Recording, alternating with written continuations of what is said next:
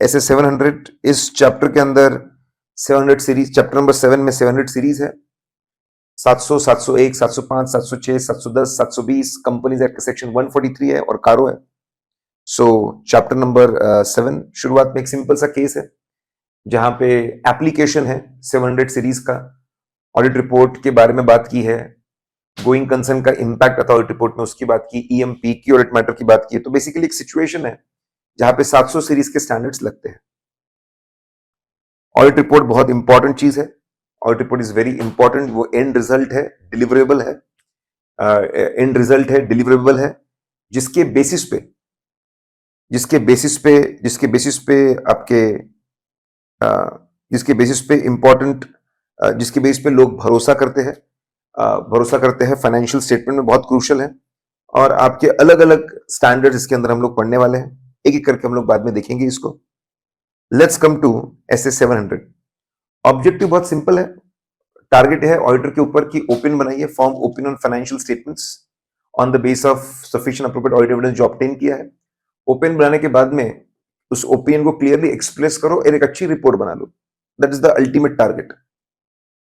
S A 700 है क्यों? S A 700 हमको बताता है, एसए 700 बताता है कि कैसे the purpose is how to make audit report of complete set of complete set of general purpose financial statements.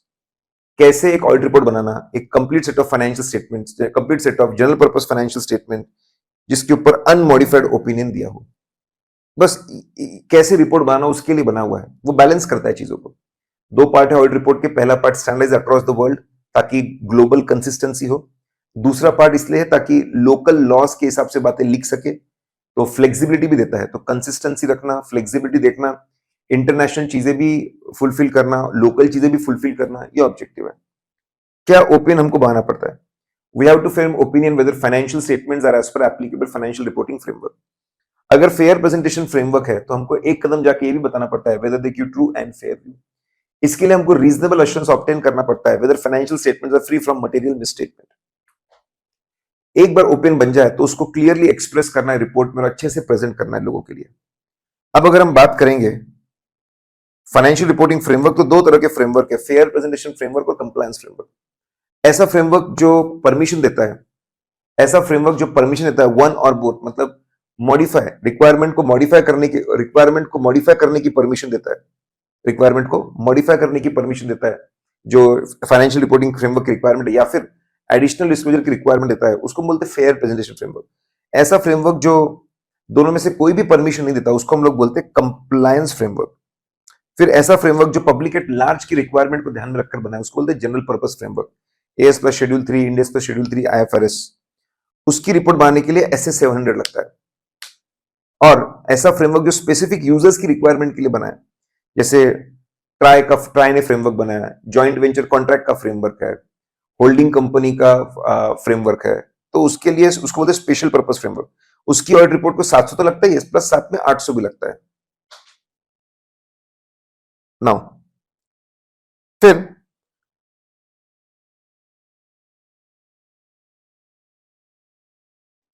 चलो basic elements of audit report देखते हैं। तो सबसे पहला एलिमेंट है टाइटल। टाइटल में आना चाहिए इंडिपेंडेंट ऑडिटर्स रिपोर्ट।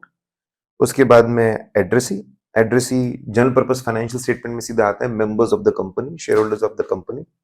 और स्पेशल पर्पस में बोर्ड ऑफ डायरेक्टर्स को जनरली एड्रेस किया जाता है। इनको ध्यान में रख के रिपोर्ट बनती है, इनके लिए रिपोर्ट बनती है, लेकिन बाकी लोग भी इसको यूज कर सकते हैं। फिर हम बात करेंगे, पार्ट 1 शुरू होता है। Part 1 is report on financial statements. उसमें सबसे पहले आता है ओपिनियन। ओपिनियन सेक्शन की हेडिंग रहेगी ओपिनियन। उसमें सबसे पहले हम आइडेंटिफाई करेंगे, विल आइडेंटिफाई द एंटिटी, कि भाई कौन से एंटिटी की रिपोर्ट है। फिर कौन से असाइनमेंट है, विल आइडेंटिफाई द असाइनमेंट, कि भाई ये ऑडिट हमने परफॉर्म किया था उसकी रिपोर्ट है। Will identify the entity, will identify the engagement. फिर इसके अंदर कौन सी चीजें कवर हुई, कौन से फाइनेंशियल स्टेटमेंट, उनका title, balance sheet, PNL, cash flow statement, statement of changes in equity, खास बताएंगे कि नोट्स टू अकाउंट्स कवर हुआ कि नहीं। और फिर ये कौन से, अगर फाइनेंशियल स्टेटमेंट पीएनएल तो कौन से पीरियड का, अगर बैलेंस शीट तो कौन से डेट का। तो ये 5 चीजें इंट्रोडक्टरी पैराग्राफ में, अपने ओपिनियन सेक्शन में सबसे पहला इंट्रो आता है, और इंट्रो में 5 चीजें आती है। फिर फाइनली ओपिनियन की वर्डिंग्स आती है। अगर हम बात करते फेयर प्रेजेंटेशन फ्रेमवर्क तो हम दो चीजों पे ओपिनियन देते हैं, whether financial statements are as per applicable financial reporting framework, पहला, और दूसरा एक कदम और आगे जाके हम बताते whether financial statements give true and fair view या फिर presents fairly in all material respect. अगर हम बात करते हैं कंप्लायंस फ्रेमवर्क की, तो कंप्लायंस फ्रेमवर्क में सीधा हम लोग बताते whether financial statements are as per applicable framework, that's it. अगर कभी ऐसा होता है कि फाइनेंशियल रिपोर्टिंग फ्रेमवर्क में ऐसे स्टैंडर्ड्स है which are other than accounting standards, Indian recognize standards के अलावा कुछ और है, अगर इंडियन रिकॉग्नाइज स्टैंडर्ड्स के अलावा कुछ और है तो कौन से स्टैंडर्ड्स है वो और उसका ओरिजिन क्या है वो बताना चाहिए। ओपिनियन सेक्शन के बाद लोगों ने भरोसा करना चाहिए, इसलिए आता है बेसिस फॉर ओपिनियन। पहले भरोसा करना चाहिए इसलिए लिखते हैं कि भाई जो बंदा है वो एथिकल है और इंडिपेंडेंट है, एथिकल रिक्वायरमेंट्स फुलफिल करता है और बंदा इंडिपेंडेंट है। फिर उसने काम जो किया है it is as per standards on auditing. फिर तीसरा कि भाई अगर आप डिटेल पढ़ना चाहते हो तो ऑडिटर रिस्पॉन्सिबिलिटी सेक्शन है, वहां जाकर डिटेल पढ़ लो। फाइनली वो अश्योर करता है कि मेरे पास सफिशिएंट अप्रोप्रिएट ऑडिट एविडेंस है जिसके बेसिस पे मैंने ओपिनियन बनाया है। अब गोइंग कंसर्न, ये हम देख कर आए, ये हम लोग पढ़कर आए। गोइंग कंसर्न का सेक्शन आता है मटेरियल अनसर्टेनिटी और गोइंग कंसर्न। अगर ऐसे 570 में हमको मटेरियल अनसर्टेनिटी मिली तो हम लोग उसको रिपोर्ट करते हैं 570 के हिसाब से। 570 हम इसको पढ़कर आए, बहुत सिंपल सी चीज है। फिर उसके नीचे आता है की ऑडिट मैटर जो हम लोग पढ़ते हैं ऐसे 701 में। फिर आता है responsibility of management responsibility. Section की हेडिंग आएगी responsibility of the management for financial statements. कभी अगर ऐसा दिखा कि फाइनेंशियल स्टेटमेंट्स टीसीडब्ल्यूजी के निगरानी में बनते हैं तो responsibility of TCWG for financial statements ऐसा लिखा हुआ होगा। तो पहला responsibility to prepare financial statements के बारे में हम लोग बोलते हैं। फिर सबसे पहले हेडिंग आएगी रिस्पॉन्सिबिलिटी ऑफ मैनेजमेंट या कभी कभार रिस्पॉन्सिबिलिटी ऑफ टीसीडब्ल्यूजी। उसके बाद में सबसे पहले हम बोलते हैं कि भाई इनकी जिम्मेदारी है to prepare financial statement as per applicable financial reporting framework. इतना ही नहीं, इसके लिए जो इंटरनल कंट्रोल सिस्टम लगता है, डिजाइन करना पड़ता है ताकि फाइनेंशियल स्टेटमेंट्स बराबर बने, वो सिस्टम भी यही डिजाइन करेंगे, इंप्लीमेंट करेंगे।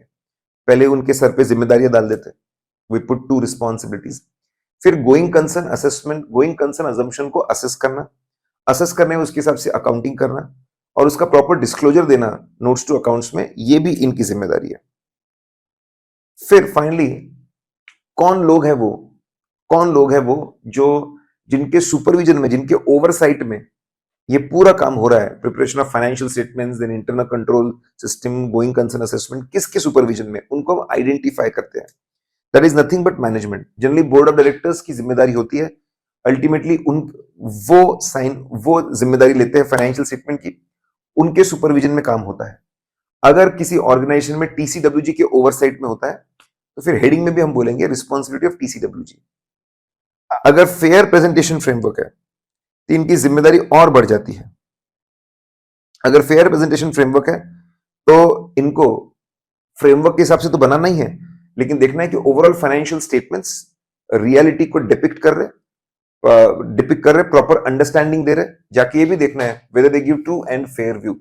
जिम्मेदारी और थोड़ी सी बढ़ जाती है फेयर प्रेजेंटेशन फ्रेमवर्क। अगर ऑडिटर रिस्पॉन्सिबिलिटी की बात करूं तो ये 3 पार्ट्स में बटा हुआ है। पहले इसमें ऑडिटर समझाता है कि क्या ऑब्जेक्टिव्स है, क्या ऑब्जेक्टिव्स है उसके ऑडिट के। दूसरे में ऑडिट प्रोसेस को समझाता है। तीसरे में कम्युनिकेशन को समझाता है। Let's see one by one. पहले इसमें बताता है कि भाई ओवरऑल ऑब्जेक्टिव ये बताना weather financial statement applicable financial reporting framework के हिसाब से है। अगर फेयर प्रेजेंटेशन फ्रेमवर्क है तो एक कदम आगे जाके whether give true and fair view, और इसके लिए उसको रीजनेबल एश्योरेंस ऑब्टेन करना पड़ता है, is it free from material misstatement. तो पहले ऑब्जेक्टिव समझाते हैं। ऑब्जेक्टिव के अंदर जो वर्ड यूज है वो समझाओ। रीजनेबल एश्योरेंस मतलब क्या, हाई लेवल ऑफ एश्योरेंस लेकिन गारंटी नहीं। मटेरियलिटी या तो अगर मटेरियलिटी को समझाओ, अगर आइदर या तो आप मटेरियलिटी की डेफिनेशन जो स्टैंडर्ड्स में दी है वो बता दो, या फाइनेंशियल रिपोर्टिंग फ्रेमवर्क में उसका कोई डिस्क्रिप्शन होगा वो बता दो। मिसस्टेटमेंट के बारे में बताओ कि भाई मिसस्टेटमेंट इंटेंशनल अनइंटेंशनल दोनों हो सकता है, फ्रॉड और एरर दोनों की वजह से हो सकता है। तो ऑब्जेक्टिव समझाया और ऑब्जेक्टिव के अंदर की इंपॉर्टेंट टर्म समझाई। फिर आप बताओ ऑडिट और ऑडिट प्रोसेस को। तो भाई ऑडिटर होनहार, बुद्धिमान, अच्छा बंदा है, प्रोफेशनल जजमेंट और प्रोफेशनल स्केप्टिज्म यूज करके पूरा ऑडिट किया, ठीक है। बंदा कैसा है, काम कैसा किया है भाई, पहले वो रिस्क असेसमेंट करता है, फिर वो ऑडिट प्रोसीजर सिलेक्ट करता है, फिर वो ऑडिट एविडेंस को इकट्ठा करता है। और फ्रॉड रिस्क ज्यादा खतरनाक, ज्यादा रिस्क, फ्रॉड रिस्क के अंदर is higher, fraud risk is higher as compare to error risk. तो ज्यादा केयरफुल रह के उसने काम किया है जहां जहां पर भी फ्रॉड रिस्क है। ऑडिट प्रोसेस को समझाओ। उसने जिया पे बहुत ध्यान दिया है, गोइंग कंसर्न अजम्पशन अप्रोप्रिएट है ना, उसके हिसाब से अकाउंटिंग हुई है ना, प्रॉपर डिस्क्लोजर है ना, ठीक है। ये उसने चेक किया है। अब गोइंग कंसर्न उसने ये भी देखा है कि भाई मटेरियल अनसर्टेनिटी है क्या, अगर अनसर्टेनिटी है तो प्रॉपर हाईलाइट करता है। तो मटेरियल अनसर्टेनिटी है वो भी देखता है, अगर है तो उसको हाईलाइट करता है अपने ऑडिट रिपोर्ट में सेपरेट सेक्शन डालकर। गोइंग कंसर्न अप्रोप्रिएट में ये भी इवैल्यूएट करता है, उसके हिसाब से भी रिपोर्टिंग करता है। इंटरनल कंट्रोल्स को अंडरस्टैंड करता है, टेस्ट करता है, लेकिन उस पर ओपिनियन एक्सप्रेस करने वाला नहीं है, ठीक है। लेकिन अगर कभी लॉ बोल दे कि एक्सप्रेस करना पड़े, जैसे कंपनीज में, तो वो जो लास्ट लाइन जहां पे हम बोलते हैं कि हम एक्सप्रेस नहीं करने वाले, वो लाइन हम निकाल देते हैं। ए फॉर एडी, उसने खास अकाउंटिंग पॉलिसी अच्छे से स्टडी किया, इवैल्यूएट किया, अकाउंटिंग पॉलिसीज को, अकाउंटिंग एस्टिमेट्स को और डिस्क्लोजर्स को। बहुत क्रिटिकल चीजें हैं फॉर क्रिटिकल चीजें हैं फाइनेंशियल स्टेटमेंट की, तो इसको स्टडी किया गया। अगर फेयर प्रेजेंटेशन फ्रेमवर्क है तो एक कदम जाके ओवरऑल प्रेजेंटेशन स्ट्रक्चर, कंटेंट, क्या fair presentation reality, underlying reality को डिपिक्ट करता है क्या, वो हम लोग देखते हैं, ठीक है। इंश्योर हमको ये भी करना है कि फेयर प्रेजेंटेशन फ्रेमवर्क ये भी देखते हैं कि भाई ओवरऑल फेयर इंफॉर्मेशन मिल रही है क्या।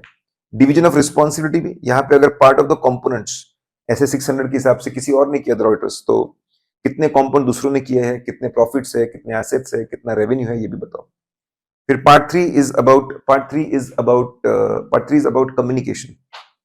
Part three is about communication. तो कम्युनिकेशन के बारे में बताओ किया कि भाई की ऑडिट मैटर, ऐसे मैटर्स जो ऑडिटर के प्रोफेशनल जजमेंट में मैटर ऑफ मोस्ट सिग्निफिकेंस होते हैं, मैटर ऑफ मोस्ट सिग्निफिकेंस। और इसके बारे में उन्होंने मैनेजमेंट को, की ऑडिट मैटर के बारे में मैनेजमेंट को अच्छे से इन्फॉर्म रखा हुआ है, ठीक है। उसको उसका मतलब बताइए, उसको अच्छे से इन्फॉर्म रखा हुआ है, वो आप बताइए, करेक्ट। रेयर सर्कमस्टांसेस में की ऑडिट मैटर होते हुए भी हम डिस्क्लोज नहीं करते, उसके बारे में बताइए। तो की ऑडिट मैटर के बारे में बताइए और उसको अच्छे से कम्युनिकेट रखा, वो बताइए। फिर आई फॉर इंडिपेंडेंस, हमने सारे जो भी एथिकल और इंडिपेंडेंट के इश्यूज है सब बताए, जो रिलेशनशिप से क्लोज, और कैसे सेफगार्ड करके रिस्क को कंट्रोल किया वो भी बताया। फिर overall audit plan, audit findings, deficiency, सब कुछ बताया।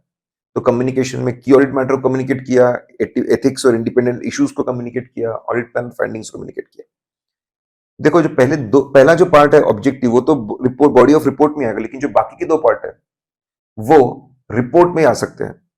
It can come in report, जो मेन रिपोर्ट है उसमें आ सकता है। It can come in appendix, shortcut रहा है, रिपोर्ट में आ सकते हैं, अपेंडिक्स में आ सकते हैं, मतलब अलग से अपेंडिक्स एनेक्शन में डाल सकते हैं, वहां पे लिख दो रेफर अपेंडिक्स। या फिर कोई वेबसाइट है रेगुलेटरी अथॉरिटी की जहां पे उसके बारे में लिखा हुआ है, तो हम we can give reference of the website of the authority. Auditor responsibility के बाद पार्ट 2 शुरू होता है, report on other legal and regulatory requirement. Law के हिसाब से जो हमको और बातें, लॉ के हिसाब से और भी बातें लिखनी पड़ती है ऑडिट रिपोर्ट में, तो उसके लिए सेपरेट सेक्शन बनाते हैं, report on other legal and regulatory requirement. यहां पे ओपिनियन और बाकी सेक्शंस, अगर ओपिनियन और रिलेटेड जो सेक्शंस है उसके अलावा कोई इंफॉर्मेशन वो लिखी जाती है। अगर ऐसे का भी रिक्वायरमेंट वही है और लॉ का रिक्वायरमेंट भी वही है, तो वो लोग, तो उसको पहले पार्ट में हम लोग लिखते हैं और वहां पे लिख देते सोर्स कि so and so companies act के हिसाब से, सो एंड सो सेक्शन के हिसाब से रिक्वायर्ड था, ठीक है। अगर जो आपका सेकंड पार्ट है वो हर जगह नहीं आता, कुछ ही एंटिटीज में आता है। अगर सेकंड पार्ट आएगा तो उसकी हेडिंग जाती है report on other legal and regulatory requirement, इसलिए फिर पहले पार्ट को भी हेडिंग देनी पड़ती है रिपोर्ट ऑन फाइनेंशियल स्टेटमेंट। हमेशा रिपोर्ट ऑन फाइनेंशियल स्टेटमेंट पहले आएगा जो अक्रॉस द वर्ल्ड स्टैंडर्डाइज्ड है, उसके बाद ही report on other legal and regulatory requirement आएगा। अगर हम सिग्नेचर की बात करते हैं तो इंडिविजुअल और फर्म के, इंडिविजुअल के इसमें इंडिविजुअल साइन करेगा, फर्म के इसमें पार्टनर साइन करेगा। जब भी साइन होती है तो हम फर्म का नाम भी लिखते हैं, अगर फर्म है तो फर्म का नाम भी लिखते हैं और इंडिविजुअल का नाम भी लिखते हैं, दोनों का नाम लिखा जाता है। फिर फर्म का फर्म रजिस्ट्रेशन नंबर भी आएगा और आपके मेंबर्स का मेंबर रजिस्ट्रेशन नंबर भी आएगा।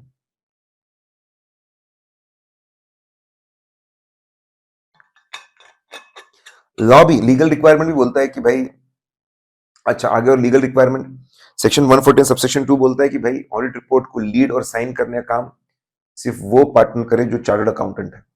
145 बोलता है कि ऑथेंटिकेट करना चाहिए सभी रिपोर्ट्स और सर्टिफिकेट को साइन करके। तो भाई प्रोफेशनल रिस्पॉन्सिबिलिटी है सोच समझ के ध्यान देके चीजों को साइन करने की, और डेफिनेटली सिग्नेचर इज मैंडेटरी। पहले फर्म के नाम पे कोई भी साइन कर सकता था, कोई भी पार्टनर, लेकिन अब ऐसा नहीं है। जो पार्टनर ने काम किया है, जो डेजिग्नेटेड पार्टनर है, वही साइन करता है। ठीक है, कभी अगर एक पार्टनर साइन नहीं कर पाया, दूसरा कर सकता है। प्रोफेशनल एथिक्स में अलाउ किया हुआ ये चीज। प्रोफेशनल एथिक्स में ये बोला है फर्म के बिहाफ में, में जब भी साइनिंग हो रही है, that person should be chart account in practice and he should be partner, उसने साइन करना चाहिए। प्लेस ऑफ सिग्नेचर जहां पे साइन हुआ है, साइन जनरली वहां होता है जहां पे ऑडिटर का ऑफिस होता है, जहां पे ऑडिटर ऑफिस होता है। एंड तो सिटी, हमको लोकेशन बताना है, मतलब सिटी बताना है जहां पे जनरली ऑडिटर होता है, वो जगह होती है प्लेस की। डेट की अगर बात करें, इंश्योर करे कि फाइनेंशियल स्टेटमेंट्स पूरी तरीके से बन चुके हैं, साइन कर चुके हैं मैनेजमेंट उसको। फिर ऑडिटर को जितना ऑडिट एविडेंस चाहिए था, वो सारा ऑडिट एविडेंस उसको मिल चुका है, और फिर ही उसने डेट करना चाहिए, साइन करना चाहिए ऑडिट रिपोर्ट को। फिर यूडिन की अगर बात करते हैं, यूनिक डॉक्यूमेंट आइडेंटिफिकेशन नंबर, जितने भी रिपोर्ट सर्टिफिकेट साइन आते हैं सब पे यूडिन नंबर होना चाहिए, और विद इन 60 डेज साइन करने के 60 डेज के अंदर जनरेट करके उसको लिखना चाहिए। कभी कभी ऐसा होता है कि ऑडिट रिपोर्ट का जो फॉर्मेट है, that audit reports format is given by law rules and regulation पूरा का पूरा फॉर्मेट बताते हैं। तो वो फॉर्मेट पे हमको चलना पड़ता है। उसमें हम ऐसे का रेफरेंस देंगे क्या? उसमें हम ऐसे का रेफरेंस तभी देंगे, उसके अंदर हम लोग ऐसे का रेफरेंस, स्टैंडर्ड्स ऑन ऑडिटिंग का रेफरेंस हम लोग तभी देंगे जब पूरे मिनिमम एलिमेंट्स टाइटल से लेकर डेट तक कवर होते हैं, तब हम लोग उसका रेफरेंस देते हैं। क्या ऐसा हो सकता है कि एक ही ऑडिट रिपोर्ट में हम लोग ऐसा लिखे कि हमने ऑडिट परफॉर्म किया एज पर दो स्टैंडर्ड्स? बिल्कुल हो सकता है कि भाई हमने ऑडिट परफॉर्म किया as per standards on auditing issued by ICAI and as per international standards on auditing. दो सिंपल सी कंडीशन है। पहला कंडीशन, दोनों स्टैंडर्ड्स ऑन ऑडिटिंग के हिसाब से कोई कॉन्फ्लिक्ट नहीं होना चाहिए, दोनों के हिसाब से ओपिनियन सेम आना चाहिए, inclusion exclusion of EMP OMP भी सेम आना चाहिए, और दूसरा जो मिनिमम एलिमेंट्स है वो सारे के सारे आने चाहिए। जो मिनिमम एलिमेंट्स हम डिस्कस करते हैं, ठीक है, ऊपर हम लोगों ने डिस्कस किया audit report required as per law में, जो मिनिमम एलिमेंट्स है टाइटल से के लिए डेट तक, वो सारे आने चाहिए। ठीक है, एक चीज मैंने कट कर दी है, वो बिल्कुल जरूरी नहीं है, बस आप इतना समझिए कि ये दो कंडीशंस है, ये दो कंडीशन अगर फुलफिल हो रही है तो हम दोनों का रेफरेंस दे सकते हैं, और क्लियरली दोनों का रेफरेंस देना कि audit is conducted as per standards on auditing issued by ICAI as per international standards. अगर कोई दूसरे स्टैंडर्ड्स हम यूज कर रहे हैं, जैसे जापानीज स्टैंडर्ड्स, ऑस्ट्रेलिया स्टैंडर्ड्स, उसका अगर रेफरेंस दे रहे तो उसका ओरिजिन अच्छे से बता दो, ताकि लोगों को पता चले कि स्टैंडर्ड किसने बनाए, कहां पे बनाए, कैसे बनाए। फिर इसमें मैंने एक और चीज डिस्कस की जो मॉड्यूल में नहीं थी। क्या हम बोल सकते हैं that financial statements are prepared as per to FRFs, to financial reporting frameworks? बिल्कुल बोल सकते हैं। ठीक है, उसमें भी कंडीशन एकदम सिंपल है कि जो आपके रिजल्ट्स है, जो आपके प्रॉफिट्स है, फाइनल रिजल्ट्स प्रॉफिट्स, वो दोनों सेम होने चाहिए दो फाइनेंशियल रिपोर्टिंग फ्रेमवर्क्स, जैसे इंड एस और आईएफआरएस के हिसाब से, और दोनों का फुल कंप्लायंस होना चाहिए, income, expense, asset, liability, notes to account, सब में। तो हम बोल सकते हैं, तो यस, दो स्टैंडर्ड्स का रेफरेंस देना भी पॉसिबल है और दो फाइनेंशियल रिपोर्टिंग फ्रेमवर्क का रेफरेंस देना भी पॉसिबल है, both are possible. Supplementary information की बात करते हैं। सप्लीमेंट्री इंफॉर्मेशन होता क्या है? ऐसी इंफॉर्मेशन, सप्लीमेंट्री इंफॉर्मेशन मतलब ऐसी information which was not required as per applicable financial reporting framework. मतलब ना कोई अकाउंटिंग स्टैंडर्ड इंड एस ने बोला था, ना शेड्यूल 3 ने बोला था, फिर भी डाल दी। ये वॉलंटरी भी डाल सकता है मैनेजमेंट, या फिर as per legal requirement of some law वो भी डाल सकता है, जैसे डेटर क्रिएटर की लिस्ट, एम्प्लॉयज की लिस्ट, एमएसएमईडी एक्ट, प्रॉफिट की रिकंसिलिएशंस, ये सब आराम से बैठ के उसको evaluate, we need to evaluate supplementary information, additional information को, उसका नेचर समझना है, उसका नेचर, उसमें क्या रेफरेंसिंग दी है वो आपको समझना है। अगर आपको लगता है कि यार ये अंडरस्टैंडिंग ऑफ फाइनेंशियल स्टेटमेंट्स के लिए बहुत इंपॉर्टेंट है और इसको यहीं पे रहना चाहिए, कहीं और इसको नहीं ले सकते, यहीं पे उसको अच्छे से एक्सप्लेन कर पाएंगे। हमको इवैल्यूएट करना इज इंटीग्रल पार्ट, नेचर और रेफरेंसिंग से ऐसा लगता है कि यार ये बहुत इंटीग्रल पार्ट है, इसको फाइनेंशियल स्टेटमेंट में ही होना चाहिए, तो उसको कवर कर लो एज नोट्स टू अकाउंट्स, उसको चेक कर लो, अपने ओपन में उसको कवर कर लो। अगर ऐसा लगता है नहीं यार यहाँ पे लिखने की जरूरत नहीं है, it was not required here, कोई फाइनेंशियल स्टेटमेंट में वैल्यू एडिशन नहीं है, इसको इजीली डिफरेंशिएट कर सकते हैं, मैनेजमेंट को बोलो इसको डिफरेंशिएट करेंगे, अलग से लिख देंगे, अलग से लिख देंगे अनऑडिटेड सप्लीमेंट्री इंफॉर्मेशन। अगर अलग से नहीं लिखेंगे तो हमको ऑडिट रिपोर्ट में मेंशन करना पड़ेगा कि अनऑडिटेड है, it's other information, we are not covering it in our opinion. तो यही बोला है, सप्लीमेंट्री इंफॉर्मेशन पहले आपको इवैल्यूएट करना पड़ेगा, फिर देखना इवैल्यूएट करना पड़ेगा इज इट इंटीग्रल पार्ट, अगर इंटीग्रल पार्ट है तो इसको कवर कर लो, जैसे आपने ओपन में जिस बाकी चीजों कवर इसको कवर कर लो, अगर नहीं है तो मैनेजमेंट को बोलो इसको डिफरेंशिएट करेंगे, अगर डिफरेंशिएट कर लिए तो बहुत बढ़िया, नहीं करेंगे डिफरेंशिएट तो हमको ऑडिट रिपोर्ट में लिखकर बताना पड़ेगा। दो एग्जाम्पल दिए, एक एग्जाम्पल दिया है प्रॉफिट रिकंसिलिएशन कि भाई प्रॉफिट एज पर इंडिया से प्लस माइनस फ्यू चीज profit as per US GAAP है। ये जो रिकंसिलिएशन है डेफिनेटली अंडरस्टैंडिंग को बहुत इंप्रूव करता है और उसको यहीं पे रखना पड़ेगा क्योंकि यहाँ पे रेफरेंसिंग है, जो प्लस माइनस रिकंसिलिएशन है ये डेटा फाइनेंशियल स्टेटमेंट में कहाँ से आ रहा है, कौन से लाइन आइटम से आ रहा है, ये क्रॉस रेफरेंसिंग है, तो इंटीग्रल पार्ट इसको कवर कर लो। अगर आप सिर्फ एक एडिशनल पीएनएल डालते हैं, मतलब आपने नोट्स अकाउंट्स में एक एडिशनल पीएनएल डाल दिया, PNL as per US GAAP, as per Australian GAAP, और वो इंडिपेंडेंट पीएनएल दिया हुआ है, इसका एग्जिस्टिंग से कोई क्रॉस रेफरेंसिंग नहीं है, तो एग्जिस्टिंग फाइनेंशियल स्टेटमेंट की कोई इंपॉर्टेंस इंप्रूव नहीं हो रही, कोई क्रॉस रेफरेंसिंग नहीं है, it is not a integral part. Management को बोलना चाहिए इसको अलग करके रख भाई, नहीं करके रखेगा तो बता दूंगा।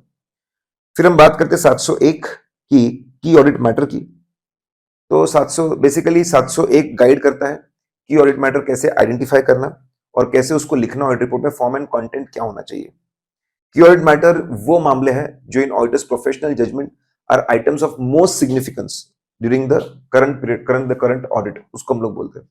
पर्पस सिंपल है, ऑडिट की कम्युनिकेटिव वैल्यू इंप्रूव करनी है ताकि ऑडिट के अंदर के इनसाइट्स जो की ऑडिट मैटर है हम लोगों को बताकर उसकी कम्युनिकेटिव वैल्यू को हम लोग इंप्रूव करें।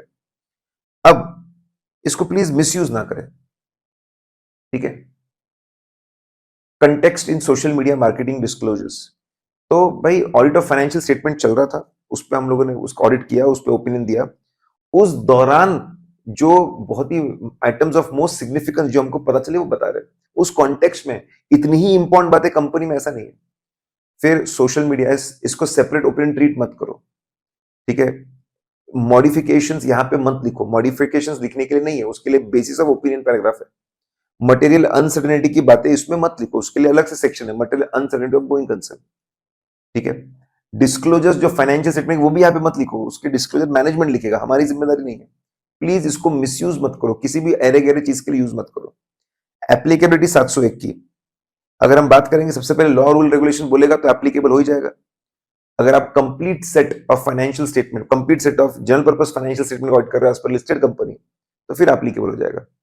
डिस्क्रिप्शन भी ऑडिटर के ऊपर की, ऑडिटर खुद डिसाइड कर सकता है कि मैं इसको लगाना चाहता हूं, 3 तरीके हो सकते हैं एप्लीकेबिलिटी में। फिर प्रोहिबिशन, अगर डिस्क्लेमर दिया है तो डिस्क्लेमर दिया है मतलब हम ओपन बना नहीं पा रहे, तो फिर आपने 701 के अंदर की ऑडिट मैटर नहीं डालना चाहिए। प्रोहिबिशन है तो लोग कंफ्यूज होंगे, एक तरफ बोल रहे समझ नहीं पा रहे, एक तरफ एविडेंस नहीं मिल रहा, दूसरी तरफ बोल रहे कि ये आइटम्स ऑफ मोस्ट सिग्निफिकेंस है व्हाइल डूइंग ऑडिट। डिटरमाइनिंग की ऑडिट मैटर, स्टेप नंबर 1 देखो लिस्ट ऑफ द मैटर्स जो आपने टीसीडब्ल्यू को कम्युनिकेट किए। Step number 2 identify matters which generally require significant auditor attention, जहां पे ऑडिटर को ज्यादा ध्यान देना पड़ता है, उसमें से भी identify matter of most significance और it should belong to current year, फिर आपको छन छन के मिलेगा की ऑडिट मैटर। अगर हम बात करते हैं matters which generally require significant auditor attention, तो उसका शॉर्टकट है आरजे इवेंट्स, ठीक है। आरजे इवेंट्स करके शॉर्टकट है। रिस्क, जो एरियाज में high risk of material misstatement या सिग्निफिकेंट रिस्क आइडेंटिफाई की है वहां पे सिग्निफिकेंट ऑडिटर अटेंशन लगता है। जजमेंट्स, अगर सिग्निफिकेंट मैनेजमेंट जजमेंट्स है तो उसको इवैल्यूएट करने के लिए भी सिग्निफिकेंट ऑडिटर जजमेंट लगता है। अगेन यहां पर भी ऑडिटर का सिग्निफिकेंट अटेंशन लगता है। Even significant events and transaction है तो वहां पर भी ऑडिटर का सिग्निफिकेंट अटेंशन लगता है। तो आरजे इवेंट्स ये तीन ऐसे एरियाज है जहां पे सिग्निफिकेंट ऑडिटर अटेंशन लगता है। एग्जांपल, एसेट में अगर इंपेयरमेंट या इंपेयरमेंट ऑफ एसेट्स है, वैल्यूएशन ऑफ फाइनेंशियल इंस्ट्रूमेंट्स है, लाइबिलिटी में, ठीक है, टैक्स कॉम्प्लिकेशंस है, multiple jurisdiction, provision for loss और कॉन्टीजेंसी है, पीएनएल में रेवेन्यू रिकॉग्निशन है, पीएनएल में रेवेन्यू रिकॉग्निशन है, ठीक है। तो पीएनएल में रेवेन्यू रिकॉग्निशन है, तो इन सब, ठीक है, इन सब यहां ये सब यहां पे जनरली सिग्निफिकेंट ऑडिटर अटेंशन लगता है। अगर हम बात करते हैं कम्युनिकेटिंग की ऑडिट मैटर, कैसे, अब की ऑडिट मैटर मिल तो गया लेकिन इसको कम्युनिकेट कैसे करना, तो आपको सेपरेट सेक्शन डालना पड़ेगा, हेडिंग डालना पड़ेगा, की ऑडिट मैटर गोइंग कंसर्न के नीचे ही आएगा, इंट्रोडक्टरी लैंग्वेज होगी, उसमें पहले डेफिनेशन है, की ऑडिट मैटर मतलब matter which are of most significance, which in auditor's professional judgment are matter of most significance, वो आपको बताना पड़ेगा, ठीक है। और आपको लोगों को बोलना पड़ेगा कि इसको सेपरेट ओपिनियन बिल्कुल भी ट्रीट ना करें। देन आपको डिस्क्राइब करना पड़ेगा मैटर, नोट्स टू अकाउंट्स का रेफरेंस देना पड़ेगा जहां पे लोग इसके बारे में और पढ़ सके कि की ऑडिट मैटर क्यों बना, रिस्क की वजह से, सिग्निफिकेंट मैनेजमेंट जजमेंट की वजह से, ठीक है, या फिर सिग्निफिकेंट इवेंट्स एंड ट्रांजैक्शन के वो बताना पड़ेगा, और ओवरव्यू ऑफ ऑडिट प्रोसीजर्स देना पड़ेगा, हाउ दे वर एड्रेस्ड, उसको कैसे एड्रेस किया गया वो भी बताना पड़ेगा। अगर की ऑडिट मैटर नहीं है तो सेक्शन डालना पड़ेगा, की ऑडिट मैटर लिखना पड़ेगा, नो की ऑडिट मैटर। फिर कभी कभी हम लोग की ऑडिट मैटर को डिस्क्लोज नहीं करते, वी डोंट डिस्क्लोज की audit matter because it is prohibited by law, या फिर कोई पब्लिक इंटरेस्ट में नहीं है तो लिखना पड़ेगा, की ऑडिट मैटर सेक्शन डालेंगे और वहां पे लिखेंगे, वहां पे की ऑडिट मैटर वहां पे लिखेंगे दैट की audit matter is not disclose because it is prohibited by law, it is not disclose because it is not in public interest. अगर कोई मैटर ऐसा है जो एलिजिबल है की ऑडिट मैटर और मॉडिफिकेशन दोनों के लिए, तो उसको बेसिस ऑफ मॉडिफिकेशन में समझाओ। की ऑडिट मैटर में उसका रेफरेंस देना है क्लाइंट में। कोई मैटर एलिजिबल है key audit matter going concern में, तो उसको गोइंग कंसर्न का जो सेक्शन है मटेरियल अनसर्टेनिटी गोइंग कंसर्न उसमें समझाओ, और एक लाइन का रेफरेंस दो की ऑडिट मैटर में कि भाई ये की ऑडिट मैटर था। अगर कोई मैटर की ऑडिट मैटर ईएमपी दोनों के लिए एलिजिबल है, वो की ऑडिट मैटर में ही जाएगा। की ऑडिट मैटर ओएमपी दोनों के लिए एलिजिबल है, की ऑडिट मैटर में ही जाएगा, ठीक है। फिर ऐसे 705 मॉडिफाइड ओपन को कैसे प्रेजेंट करना उसके लिए बनाए। टाइप्स ऑफ मॉडिफाइड ओपन जाते हैं, क्वालिफाइड एडवर्स डिस्क्लेमर, अगर सबूत की कमी नॉट परवेसिव है, मटेरियल है बट नॉट परवेसिव है तो क्वालिफाइड, मटेरियल मिसस्टेटमेंट है लेकिन नॉट परवेसिव क्वालिफाइड, सबूत की कमी परवेसिव अक्रॉस फाइनेंशियल तो डिस्क्लेमर, गलतियां परवेसिव है तो एडवर्स, कि हम लोग बात करते हैं। ऑब्जेक्टिव बहुत सिंपल है, एक अच्छे से ऑडिट रिपोर्ट को बनाना जब unable to obtain sufficient appropriate audit evidence का प्रॉब्लम हो, या फिर जब मटेरियल मिसस्टेटमेंट हो। कौन से सर्कमस्टांसेस में हम लोगों ने ओपिनियन को मॉडिफाई करना चाहिए? अगर हमको लगता है कि फाइनेंशियल स्टेटमेंट्स के अंदर मटेरियल मिसस्टेटमेंट्स है, या फिर we are not able to collect sufficient and appropriate audit evidence, and we are not able, उसकी वजह से we are not able to conclude, whether there are possible material misstatements, हम conclude नहीं कर पा रहे पॉसिबल मटेरियल मिसस्टेटमेंट है कि नहीं, ऐसे दो सर्कमस्टांसेस होंगे तो हमको मॉडिफाई करना पड़ेगा। कौन सा ओपिनियन हम लोगों को देना पड़ेगा? बहुत सिंपल है, अलग अलग टाइप के ओपिनियन, तीन तरह के ओपिनियन है, qualified, adverse, disclaimer. Qualified opinion कब देना पड़ता है? क्वालिफाइड ओपिनियन अगर ऐसे सर्कमस्टांसेस जहां पे हमको दिख रहा है कि मटेरियल मिसस्टेटमेंट्स है लेकिन वो परवेसिव नहीं है, not spread across financial statements, तो हमको क्वालिफाई करना पड़ेगा। Unable to obtain sufficient appropriate audit evidence, और उसके वजह से, ठीक है, we are not able to conclude about possible effects of material misstatements, ठीक है, हम पकड़ नहीं पा रहे possible effects of material misstatement, पता नहीं कर पा रहे। ये दो रीजन है क्वालिफाई करने के, कि भाई मटेरियल चीजें हैं लेकिन परवेसिव नहीं है, मिसस्टेटमेंट मटेरियल है लेकिन परवेसिव नहीं है, पॉसिबल मिसस्टेटमेंट मटेरियल है लेकिन परवेसिव नहीं है। एडवर्स कब करना पड़ेगा?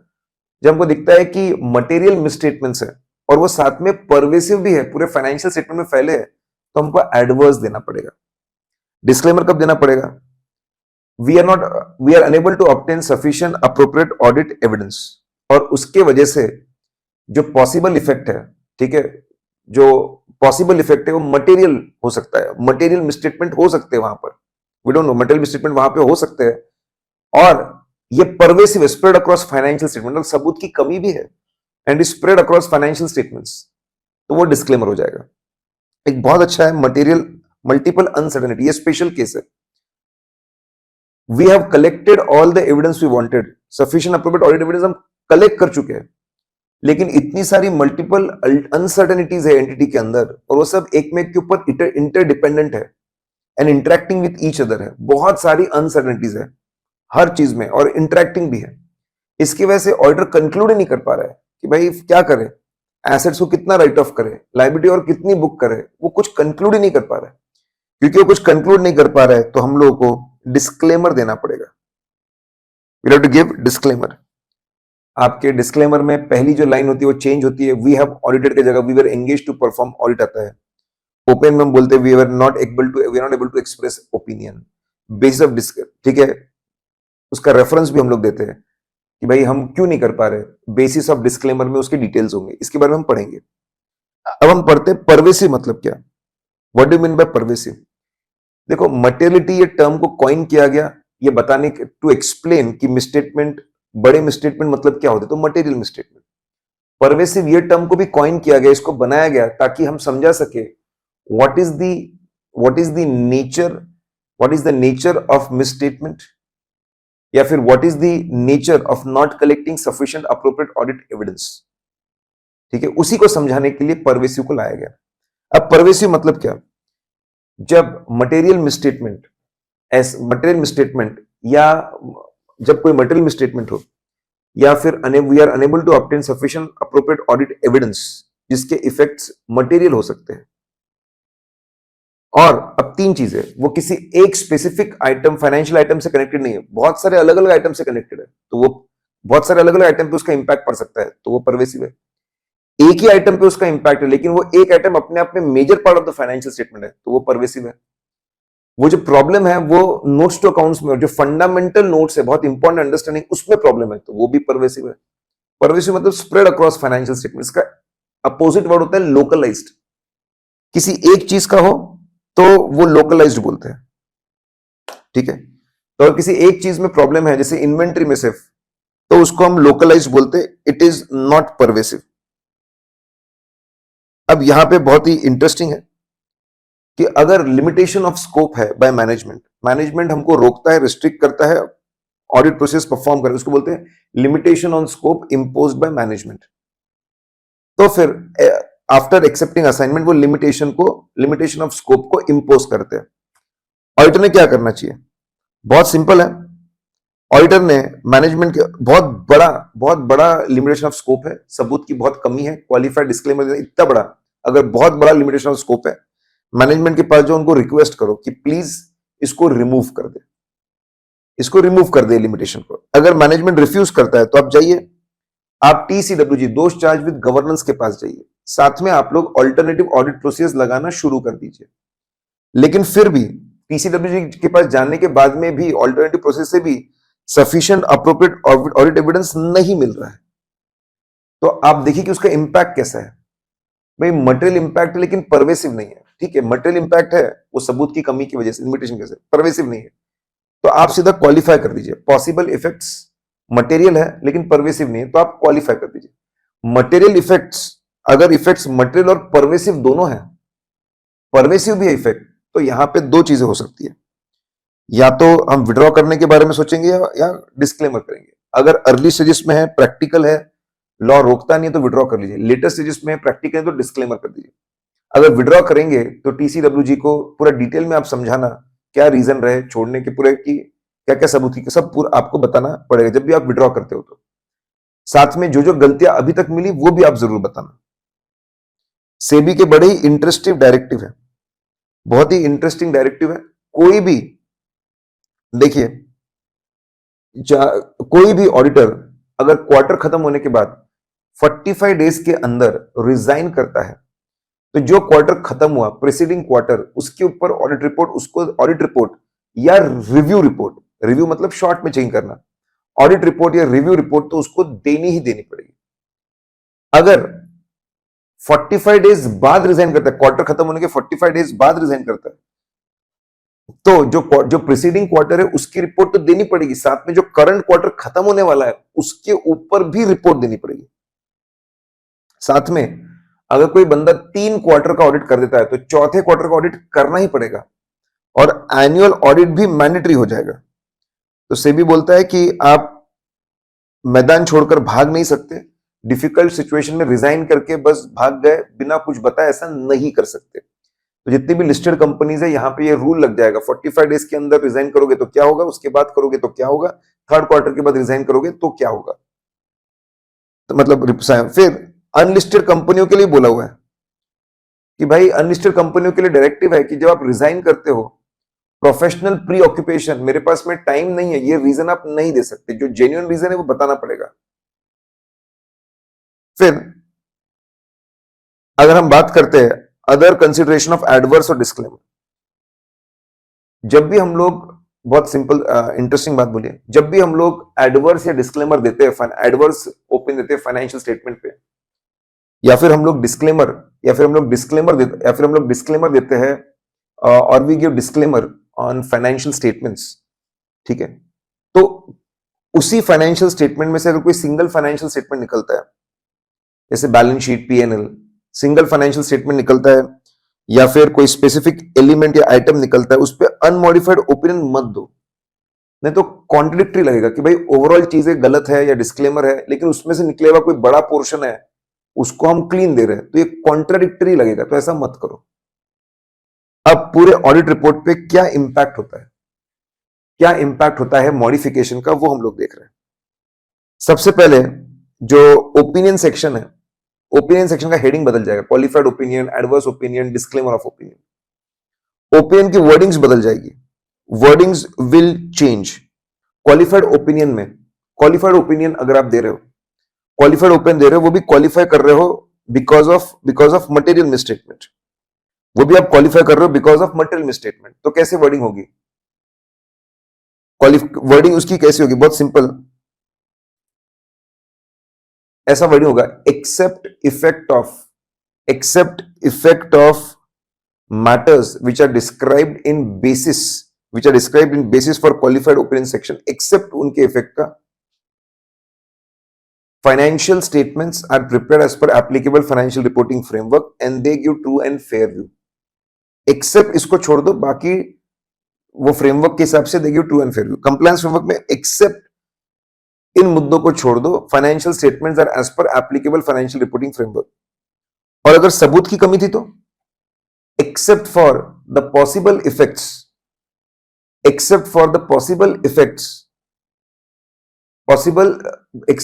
possible material effects because of the reason explained in the basis of qualified opinion, कि हम क्यों इकट्ठा नहीं कर पाए, बस उनको छोड़ दो। फाइनेंशियल स्टेटमेंट एज पर जो हम वर्डिंग आते हैं, as per applicable framework they give true and fair view, they are as per applicable framework. Adverse opinion में वर्डिंग क्या होते हैं, because of significance of the matters which are explained the basis of adverse, we say that financial statements are not prepared as per applicable framework, they doesn't give true and fair view. Compliance framework में क्या बोलेंगे, because of significance of the matters which are explained there, financial statements are not as per applicable framework. Disclaimer में, because of significance of the matter explained in the basis for disclaimer,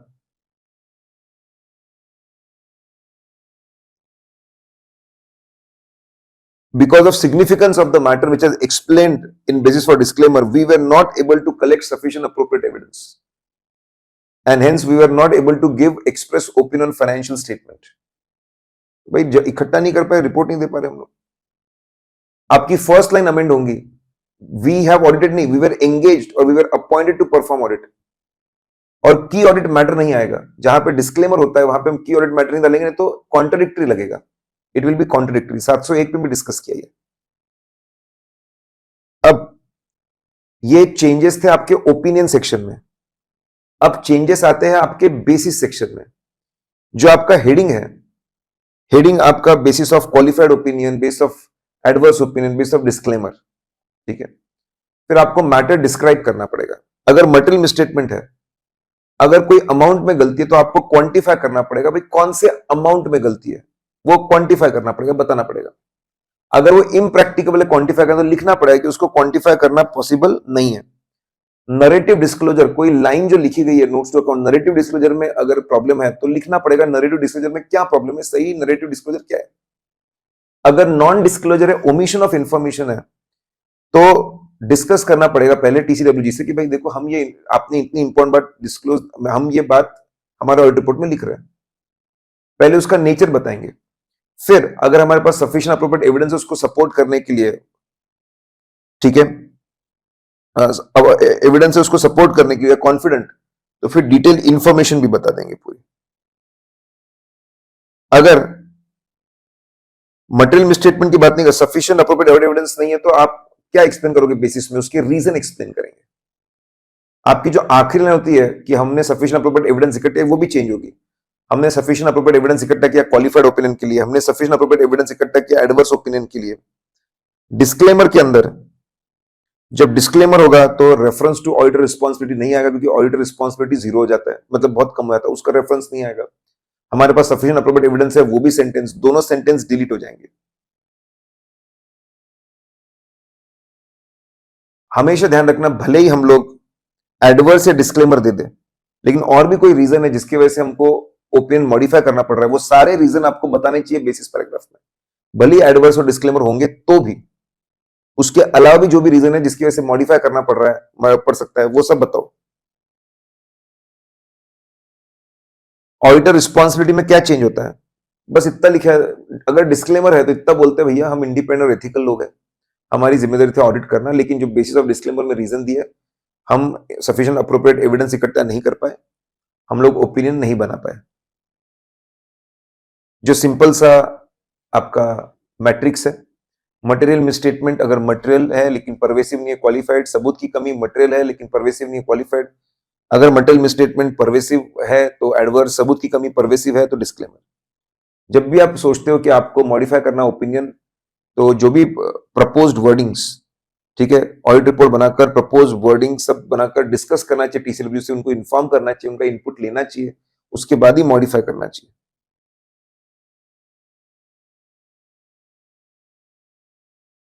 ऐसे 706 बहुत ही simple से दो paragraphs की बात करता है, एम्फोसिस ऑफ मैटर पैराग्राफ और अदर मैटर पैराग्राफ। अगर फाइनेंशियल स्टेटमेंट के अंदर कोई इंफॉर्मेशन प्रॉपरली सही तरीके से डिस्क्लोज की गई है, बताई गई है, और अगर हम उस बात को हाईलाइट करना चाहते हैं ताकि यूजर्स की understanding of financial statement improve हो जाए, तो हम लोग एम्फोसाइज ऑफ मैटर, तो फिर हम लोग एम्फोसाइज ऑफ मैटर पैराग्राफ डालते हैं। कोई इंफॉर्मेशन अगर फाइनेंशियल स्टेटमेंट के बाहर दी गई है और अगर हम उसको हाईलाइट करना चाहते हैं ताकि लोगों की understanding of the audit, auditors responsibility, audit report improve हो जाए, ऑडिट की अंडरस्टैंडिंग इंप्रूव हो जाए, तो हम लोग ओएमपी डालते हैं, अदर मैटर पैराग्राफ। तो ऑब्जेक्टिव बहुत सिंपल है, ऐसे का ऑब्जेक्टिव बहुत सिंपल है कि ऑडिटर की जिम्मेदारी है कि लोगों का अटेंशन ड्रॉ करना, मैटर्स को हाईलाइट करना, जिससे लोगों की understanding of financial statement improve हो और जिससे लोगों की understanding of auditor responsibility improve हो। अगर फाइनेंशियल स्टेटमेंट की अंडरस्टैंडिंग इंप्रूव करनी है, ईएमपी डालो, ऑडिट की अंडरस्टैंडिंग इंप्रूव करनी तो ओएमपी डालो। अगर हम बात करते हैं ईएमपी कब डालना, क्राइटेरिया इज नथिंग बट जो भी हम डिस्कस करके, डेफिनेशन। कोई भी ऐसी चीज फाइनेंशियल स्टेटमेंट जो प्रॉपर्ली प्रेजेंटेड और डिस्क्लोज्ड है और जिसको हाईलाइट करने से लोगों की understanding of financial statement improve करेगी, आपने उसके लिए ईएमपी डालना चाहिए। लेकिन ध्यान रखना चाहिए दो चीजें कभी नहीं आएगी। कोई भी ऐसा मैटर जो कि मॉडिफिकेशन वाला है, कोई भी मॉडिफिकेशन वाला मैटर, मतलब मटेरियल मिसस्टेटमेंट या unable to obtain sufficient appropriate evidence, कोई भी अगर मॉडिफिकेशन वाला मामला है तो वो ईएमपी में कभी नहीं आएगा। या फिर कोई भी मामला अगर की ऑडिट मैटर वाला मामला है तो वो कभी ईएमपी में नहीं आएगा। आप एक्सप्लेन करिए कुछ एग्जांपल जहां पे हमको ईएमपी डालना पड़ता है, ठीक है। पहले कुछ एग्जांपल्स एज पर ऐसे 210 का एक एग्जांपल है कि कभी कभी ऐसा होता है financial reporting framework is prescribe by law, और लॉ ने जो प्रिस्क्राइब किया वो बहुत ही अनएक्सेप्टेबल नेचर का फ्रेमवर्क है, लेकिन हमको फिर भी लेकिन लेकिन हमको फिर भी हमको ऑडिट करना पड़ रहा है, ओपिनियन देना पड़ रहा है, तो हमारी मजबूरी, ठीक है, ये पूरा प्रॉब्लम और उसकी मजबूरी, ये पूरा आप समझाते हो अदर मैटर पैराग्राफ में। फिर ऐसे 560 में कभी कभी आपको फैक्ट्स पता चलते हैं ऑडिट रिपोर्ट साइन करने के बाद में, और आप audit report, revised financial statement बनते हो, रिवाइज्ड ऑडिट रिपोर्ट देते हैं। ये रिवीजन की पूरी कहानी आप समझा सकते हो ओएमपी के अंदर, अदर मैटर पैराग्राफ में। फिर ऐसे 800 स्पेशल पर्पस फ्रेमवर्क, कभी कभी आप स्पेशल पर्पस फ्रेमवर्क के फाइनेंशियल स्टेटमेंट्स पर रिपोर्ट देते हो। ये स्पेशल पर्पस फ्रेमवर्क क्या है, इसके बारे में पूरा एक्सप्लेनेशन आप डाल सकते हो, लोगों को अलर्ट कर सकते हो ओएमपी डालकर। और एग्जांपल बताइए अपार्ट फ्रॉम ऐसे, स्टार्ट ऑफ द ईयर अगर सपोज कोई नया अकाउंटिंग स्टैंडर्ड अप्लाई कर रहे हो जो बाकी लोग नहीं कर रहे, आपके फाइनेंशियल स्टेटमेंट दूसरों से अलग हो जाएंगे, ओएमपी डाल दो। ड्यूरिंग द ईयर कोई मेजर कैटास्ट्रोफ आ जाए, कोई बहुत मेजर फ्लड कैटास्ट्रोफ आ जाए, भारी नुकसान हो जाए, उसको हाईलाइट करें तो ईएमपी डाल दो। एंड ऑफ द ईयर कोई बहुत बड़ी लीगल अनसर्टेनिटी, लिटिगेशन या कोई रेगुलेटरी एक्शन पेंडिंग है, इसको हाईलाइट करने जाते हो, ईएमपी डाल दो। आफ्टर ईयर एंड कोई सब्सिक्वेंट इवेंट, कोई बहुत बड़ा सब्सिक्वेंट इवेंट होता है, एडजस्टिंग इवेंट होता है, उसको हाईलाइट करना चाहते हो, ईएमपी डाल दो। ईएमपी पैराग्राफ, ईएमपी पैराग्राफ की हेडिंग आएगी एम्फोसाइज ऑफ मैटर, बहुत सिंपल सी उसकी हेडिंग आएगी। हेडिंग आने के बाद में आप रेफरेंस दोगे, कौन से नोट को, कौन सी चीज को आप हाईलाइट कर रहे हो, और उस मैटर को आप डिस्क्राइब करोगे शॉर्ट में, और फिर लिखोगे कि भले ही मैं हाईलाइट कर रहा हूं फाइनेंशियल स्टेटमेंट के अंदर की बात, अवर ओपिनियन इज अनमॉडिफाइड, हमारा ओपिनियन जो है वो our opinion is unmodified for this particular matter, हमारा ओपिनियन अनमॉडिफाइड है। प्लेसमेंट, अगर ईएमपी अगर फाइनेंशियल रिपोर्टिंग फ्रेमवर्क से कनेक्टेड है, अगर ईएमपी फाइनेंशियल रिपोर्टिंग फ्रेमवर्क से अगर कनेक्टेड है ईएमपी, तो उसका इंपॉर्टेंस बहुत ज्यादा है। बेसिस ऑफ ओपिनियन के जस्ट नीचे डालना, जस्ट नीचे। लेकिन अगर वो किसी और मामले से कनेक्टेड है तो वो की ऑडिट मैटर के ऊपर भी रह सकता है, की ऑडिट मैटर के नीचे भी रह सकता है, डिपेंडिंग ऑन किसका इंपॉर्टेंस ज्यादा है। अगर रिलेटिव इंपॉर्टेंस ईएमपी का ज्यादा है तो वो ऊपर चला जाएगा, नहीं तो वो नीचे आ जाएगा। फिर अगर हम बात करते हैं अदर मैटर पैराग्राफ, उसका क्राइटेरिया क्या है? अदर मैटर पैराग्राफ का सिंपल क्राइटेरिया है भाई, कोई इंफॉर्मेशन है आप उसको हाईलाइट करना चाहते हो ताकि ऑडिटर्स की रिस्पॉन्सिबिलिटी और ऑडिट रिपोर्ट की अंडरस्टैंडिंग इंप्रूव हो जाए, उसको हाईलाइट करने की वजह से, तो ओएमपी डाल दो। रिस्ट्रिक्शन दो चीजें हैं कि अगर कोई भी ऐसा मामला है जो की ऑडिट मैटर वाला है, की ऑडिट मैटर वाला मामला कभी ओएमपी में नहीं आ सकता, और क्योंकि आप कोई नई इंफॉर्मेशन दे रहे हो, it should not be prohibited by law, कोई कॉन्फिडेंशियलिटी का breach, it should not be prohibited by law, ऐसा है। दो कंडीशन ईएमपी में और दो कंडीशन ओएमपी में भी है। अगर मैं एग्जांपल बोलूं, एग्जांपल बहुत सिंपल, लास्ट ईयर ऑडिट नहीं हुआ था, ऑडिट किसी और ने किया था, ओएमपी डाल दो। करंट ईयर में ब्रांचेस सब्सिडरीज ऑडिट किसी और ने किया है, ओएमपी डाल दो। एंड ऑफ द ईयर आप बोल रहे हो कि आपने एक ही कंपनी, एक ही एंटिटी के एक ही साल के दो ऑडिट रिपोर्ट बनाए एज पर, ठीक है, दो ऑडिट रिपोर्ट बनाए because of multiple FRF financial statements, ठीक है। ऑडिटर ने रिपोर्ट किया एक ही कंपनी के एक ही फाइनेंशियल ईयर में multiple report because of multiple FRF, अलग अलग एफआरएफ में। ये बात लोगों को बतानी है, ओएमपी डाल दो। ऑडिट रिपोर्ट कुछ ही लोगों के लिए है, वही लोग इसको पढ़े, वही उस पर विश्वास करें, और बाकी लोग इसको ना पढ़े, हम जिम्मेदार नहीं रहेंगे। आपको रिस्ट्रिक्शन डालने हैं, तो रिस्ट्रिक्शन ओएमपी डाल के आप रिस्ट्रिक्शन ऑन डिस्ट्रीब्यूशन और यूसेज डाल सकते हो। इसका भी हेडिंग आएगा ओएमपी। यहां पे कोई रेफरेंस किसी को जाता नहीं है, सिर्फ मैटर को आप समझा दो, और हमारा ओपिनियन हम मॉडिफाई नहीं कर रहे, ये भी समझाने की जरूरत नहीं है, because we are not talking about anything in the financial statements. अगर मैं ओएमपी की बात करता हूं, if I talk about OMP, उसका प्लेसमेंट कहां पे आएगा? एक बात पक्की है कि उसका वो हमेशा की ऑडिट मैटर के नीचे रहेगा। ओएमपी हमेशा की ऑडिट मैटर के नीचे ही रहेगा, ठीक है। लोग उसको की ऑडिट मैटर का हिस्सा ना समझ ले, इसलिए ओएमपी के बाद उसका एक्सप्लेनेटरी चीज भी डाल देना। अगर ओएमपी अदर रिपोर्टिंग रिस्पॉन्सिबिलिटी से रिलेटेड है तो वहां पे डाल दो उसको, ओएमपी को। अगर वो ऐसी चीज है कि report on financial statement, report on other legal and regulatory requirement दोनों से कनेक्टेड है, जैसे रिवीजन ऑफ फाइनेंशियल स्टेटमेंट, तो उसको तो आखिरी में डालना, दोनों पार्ट खत्म होने के बाद। जब भी ऑडिटर एक्सपेक्ट करता है कि वो ईएमपी ओएमपी डालने वाला है, तो क्यों डालने वाला है, वो मैटर्स उसके प्रपोज्ड वर्किंग ऑडिट रिपोर्ट, ये सब लेकर उसने जाना चाहिए टीसीडब्ल्यूजी के पास में, उनको बताना चाहिए, उनके इनपुट लेने चाहिए, उनको इन्फॉर्म रखना चाहिए। क्या फर्क है भाई की ऑडिट मैटर और ईएमपी में? Matters the course of audit, matters of most significance, जिसपे सबसे ज्यादा मेहनत करनी पड़ी थी हमको, उसको की ऑडिट मैटर बोलते हैं। जिससे अंडरस्टैंडिंग इंप्रूव करनी, वो ईएमपी बोलते हैं। फिर और क्या फर्क है? की ऑडिट मैटर, ठीक है, भी लोगों की understanding of financial statement improve कर सकते हैं। ईएमपी तो डेफिनेटली अंडरस्टैंडिंग इंप्रूव करता है, लेकिन की ऑडिट मैटर भी कर सकते हैं। पर्पस बहुत सिंपल है। की ऑडिट मैटर का पर्पस है कि लोगों को एडिशनल इंफॉर्मेशन मिले, वो ज्यादा एनालिसिस, ज्यादा समझ सके, ओवरऑल अंडरस्टैंडिंग इंप्रूव हो, मैनेजमेंट से प्रॉपर सवाल जवाब कर सके। और यहां पे तो अंडरस्टैंडिंग इंप्रूव करना बस यही है, ठीक है। लेकिन बस यही है, लेकिन ईएमपी को बहुत ज्यादा यूज मत करो कि लोग उसका इंपॉर्टेंस कम हो जाए उसका। ये distinguish between notes to accounts और क्वालिफिकेशन तो बहुत अजीबोगरीब कंटेंट है।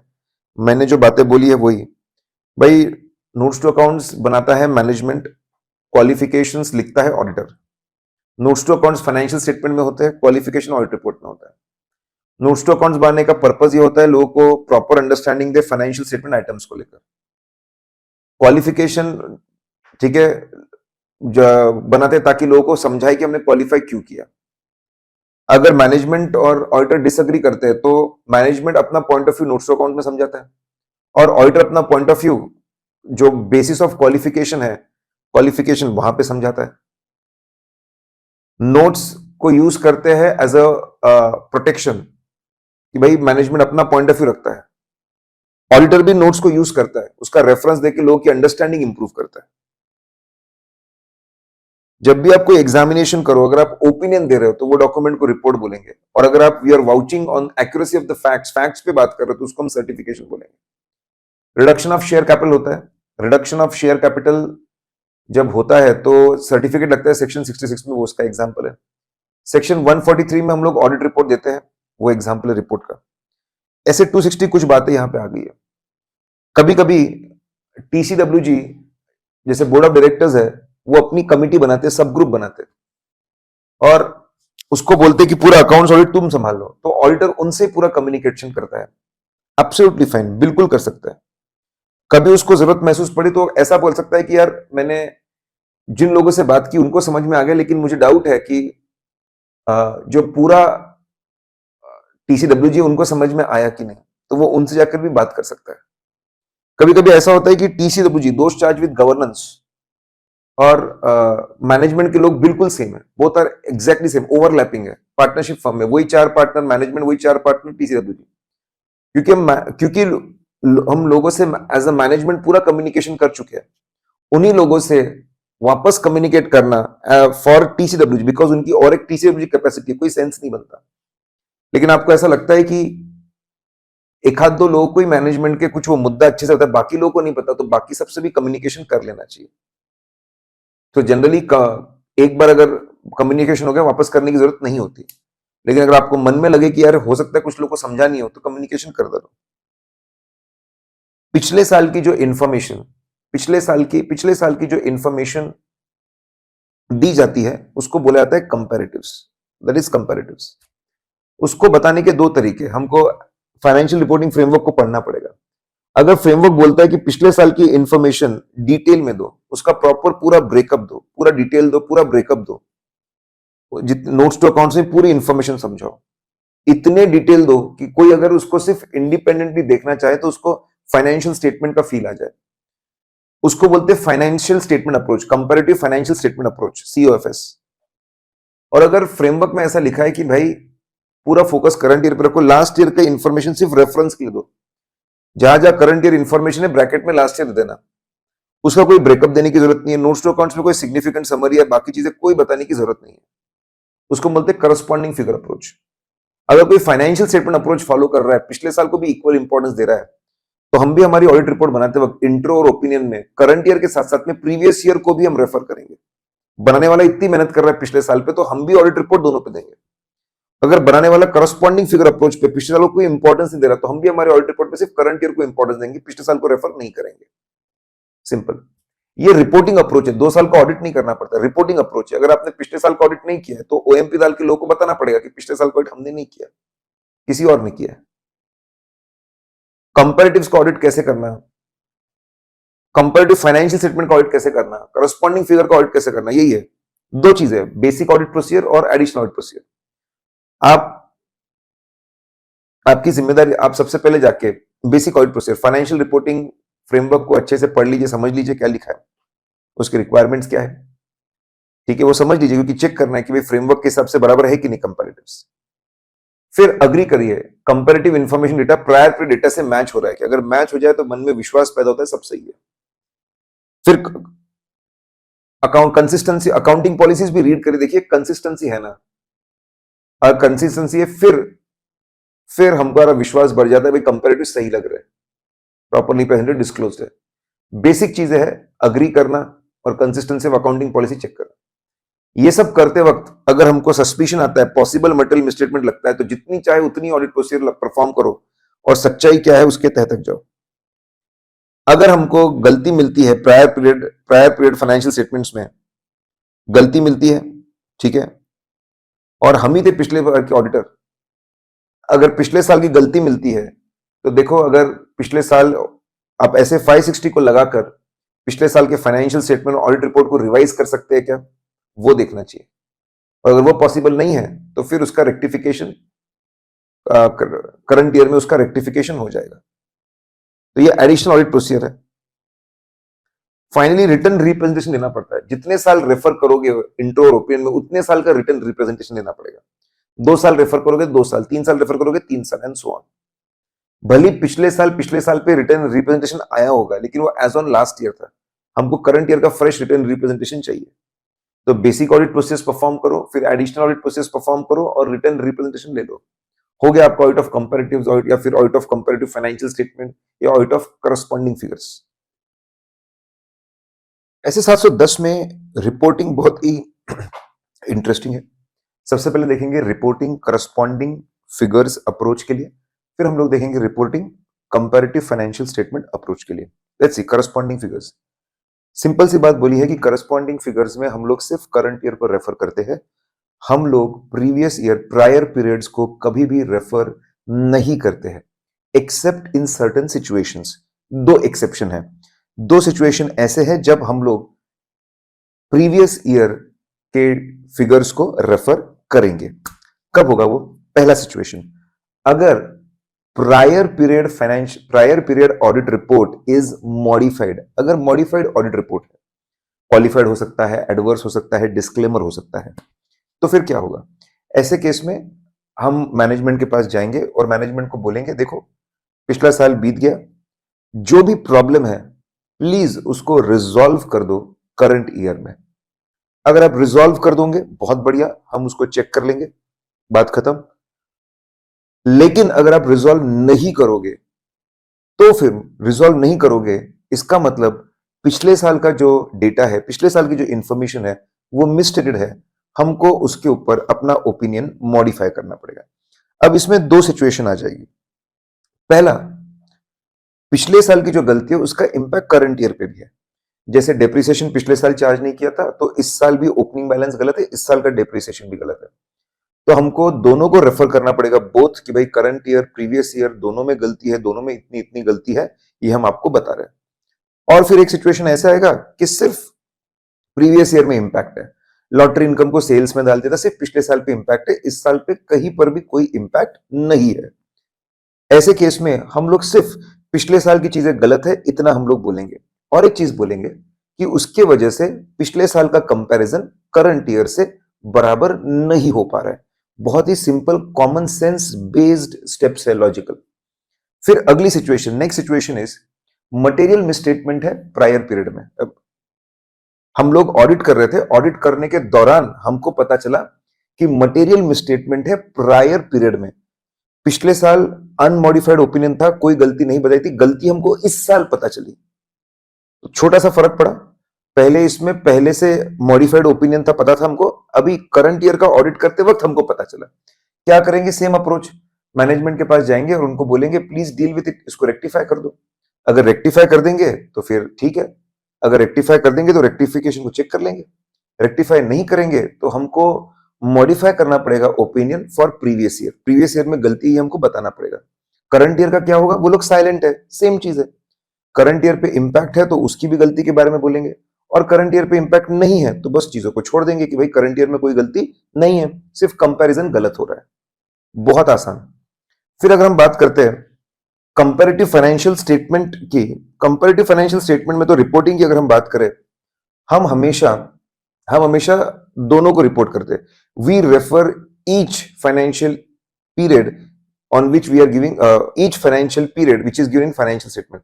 जितने भी financial period of financial statement में बताओगे, हम सबके ऊपर ओपिनियन देंगे। बहुत बढ़िया। यहां पे एक इंटरेस्टिंग चीज होती है, different opinion on prior period. Sir ये क्या होता है? देखिए बहुत आसान है। हमने पिछले साल में, सपोज पिछले साल में हम लोगों ने पिछले साल पे अनमॉडिफाइड ओपिनियन दिया था, लेकिन करंट ईयर का ऑडिट रिपोर्ट में पिछले साल पे हमने मॉडिफाई कर दिया रिपोर्ट। सो बेसिकली क्या हो रहा है, देखो आपको सामने दिख भी रहा है। बेसिकली क्या हो रहा है, व्हाट इज हैपनिंग, कि हम लोग we are changing our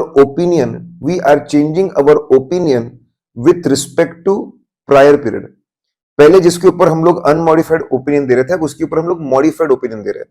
we are giving a different opinion. इस बात को एक्सप्लेन करना पड़ेगा ऑडिट रिपोर्ट में ओएमपी डालकर कि हम हमारा ओपिनियन चेंज कर रहे हैं, और क्यों चेंज कर रहे हैं उसका रीजन भी देना पड़ेगा। We have to give reason also. ठीक है। फिर यहां पर भी बताया कि अगर मटेरियल मिसस्टेटमेंट मिले प्रायर पीरियड में तो क्या करेंगे। ऑडिट करने के दौरान अगर आपको मटेरियल मिसस्टेटमेंट मिला प्रायर पीरियड में, फिर मैनेजमेंट के पास जाएंगे, उनको बोलेंगे रिजॉल्व करो। अगर वो रिजॉल्व कर देंगे तो ठीक है, अगर वो रिजॉल्व नहीं करेंगे तो फिर हमको ओपिनियन मॉडिफाई करना पड़ेगा with respect to previous year. लेकिन यहां पे और एक चीज है, there is one more thing which is possible. अगर पिछले साल का ऑडिट किसी और ने किया हुआ है, और हम मैनेजमेंट को बोलेंगे भाई उसको इन्फॉर्म कर दो, इन्फॉर्म देम। हमने उनको इन्फॉर्म कर दिया। अब मैनेजमेंट पिछले साल की फाइनेंशियल स्टेटमेंट रिवाइज, और एक चीज ये पॉसिबल है, मैनेजमेंट पिछले साल की फाइनेंशियल स्टेटमेंट रिवाइज करने को तैयार है। प्रीडिसेसर ऑडिटर उसके ऊपर रिवाइज्ड ऑडिट रिपोर्ट देने को तैयार है। तो बेसिकली जो रेक्टिफिकेशन का काम है, वो रेक्टिफिकेशन का काम पिछले साल ही हो जा रहा है। अगर ऐसा है तो हमको इस साल रिपोर्ट करने की जरूरत नहीं है। तो उन्होंने एक और सिचुएशन शेयर कर दी कि भाई रिवीजन हो जाएगा अगर पिछले साल का, तो बहुत बढ़िया, फिर इस साल में उसका कोई लेना देना ही नहीं है, कुछ करने की जरूरत ही नहीं है फिर इस साल तो। ठीक है। नाउ बहुत सिंपल सी चीज दोनों में लगती है, करस्पॉन्डिंग फिगर अप्रोच में भी और कंपैरेटिव फाइनेंशियल स्टेटमेंट अप्रोच में भी। अगर पिछले साल ऑडिट किसी और ने किया है तो आपको एक स्टेटमेंट लिखना पड़ेगा कि पिछले साल का ऑडिट किसी और ने किया है, उसने किस तरह का ओपिनियन दिया था, जो भी ओपिनियन, क्वालिफाइड, एडवर्स, डिस्क्लेमर, जो भी। उसके बाद में डेट, उसने कब दिया ओपिनियन। और अगर पिछले साल का ऑडिट नहीं हुआ है तो आपको ये बात भी बतानी पड़ेगी पिछले साल का ऑडिट नहीं हुआ है। ये दोनों चीजें डाली जाती है ओएमपी डालकर, अदर मैटर पैराग्राफ में ये दोनों बातों को लिखा जाता है। नाउ एसएस 720 बहुत सिंपल है। क्या है रिस्पॉन्सिबिलिटी की ऑडिटर की with respect to other information. Basically annual report के अंदर फाइनेंशियल स्टेटमेंट और ऑडिट रिपोर्ट के अलावा जो भी दूसरी जानकारी होती है वो सब अदर इंफॉर्मेशन होती है। ये स्लाइड हमको बताता है कि ऑडिटर की क्या जिम्मेदारी रहेगी with respect to other information. ठीक है। इंट्रोडक्शन को मैं अभी नहीं बता रहा हूं, जैसे हम बाकी चीजें देखेंगे तो अपने आप इंट्रोडक्शन की सभी बातें क्लियर हो जाएगी। इसमें सिर्फ एक बात मैं बताना चाहूंगा कि सिर्फ एनुअल रिपोर्ट की इंफॉर्मेशन हमको कंसिडर करनी पड़ती है, देखनी पड़ती है। इन्होंने अपने वेबसाइट पे क्या डाला, एडवर्टीजमेंट्स में क्या डाला, प्रोस्पेक्टस में क्या डाला, ये सब कुछ हमको पढ़ना नहीं है, समझना नहीं है, ऐसे 720 में कवर होता नहीं है। चलिए अब ये करके definition, what do mean by annual report. ठीक है। तो annual report can be a single document, can be a combination of document, या फिर कॉम्बिनेशन ऑफ डॉक्यूमेंट हो सकता है, prepared as per legal regulatory requirements or as per the old customs. Basically ये document as name suggest annually बनता है, and it is owners और जो अदर स्टेक होल्डर्स है उनके लिए बनता है, और उसमें समझाया जाता है कि साल भर में ऑपरेशंस कैसे चले, फाइनेंशियल परफॉर्मेंस कैसा रहा, रिजल्ट्स कैसा रहा, फाइनेंशियल पोजीशन कैसी है, फ्यूचर कैसा रहेगा, ये सारी बातें बताई जाती है।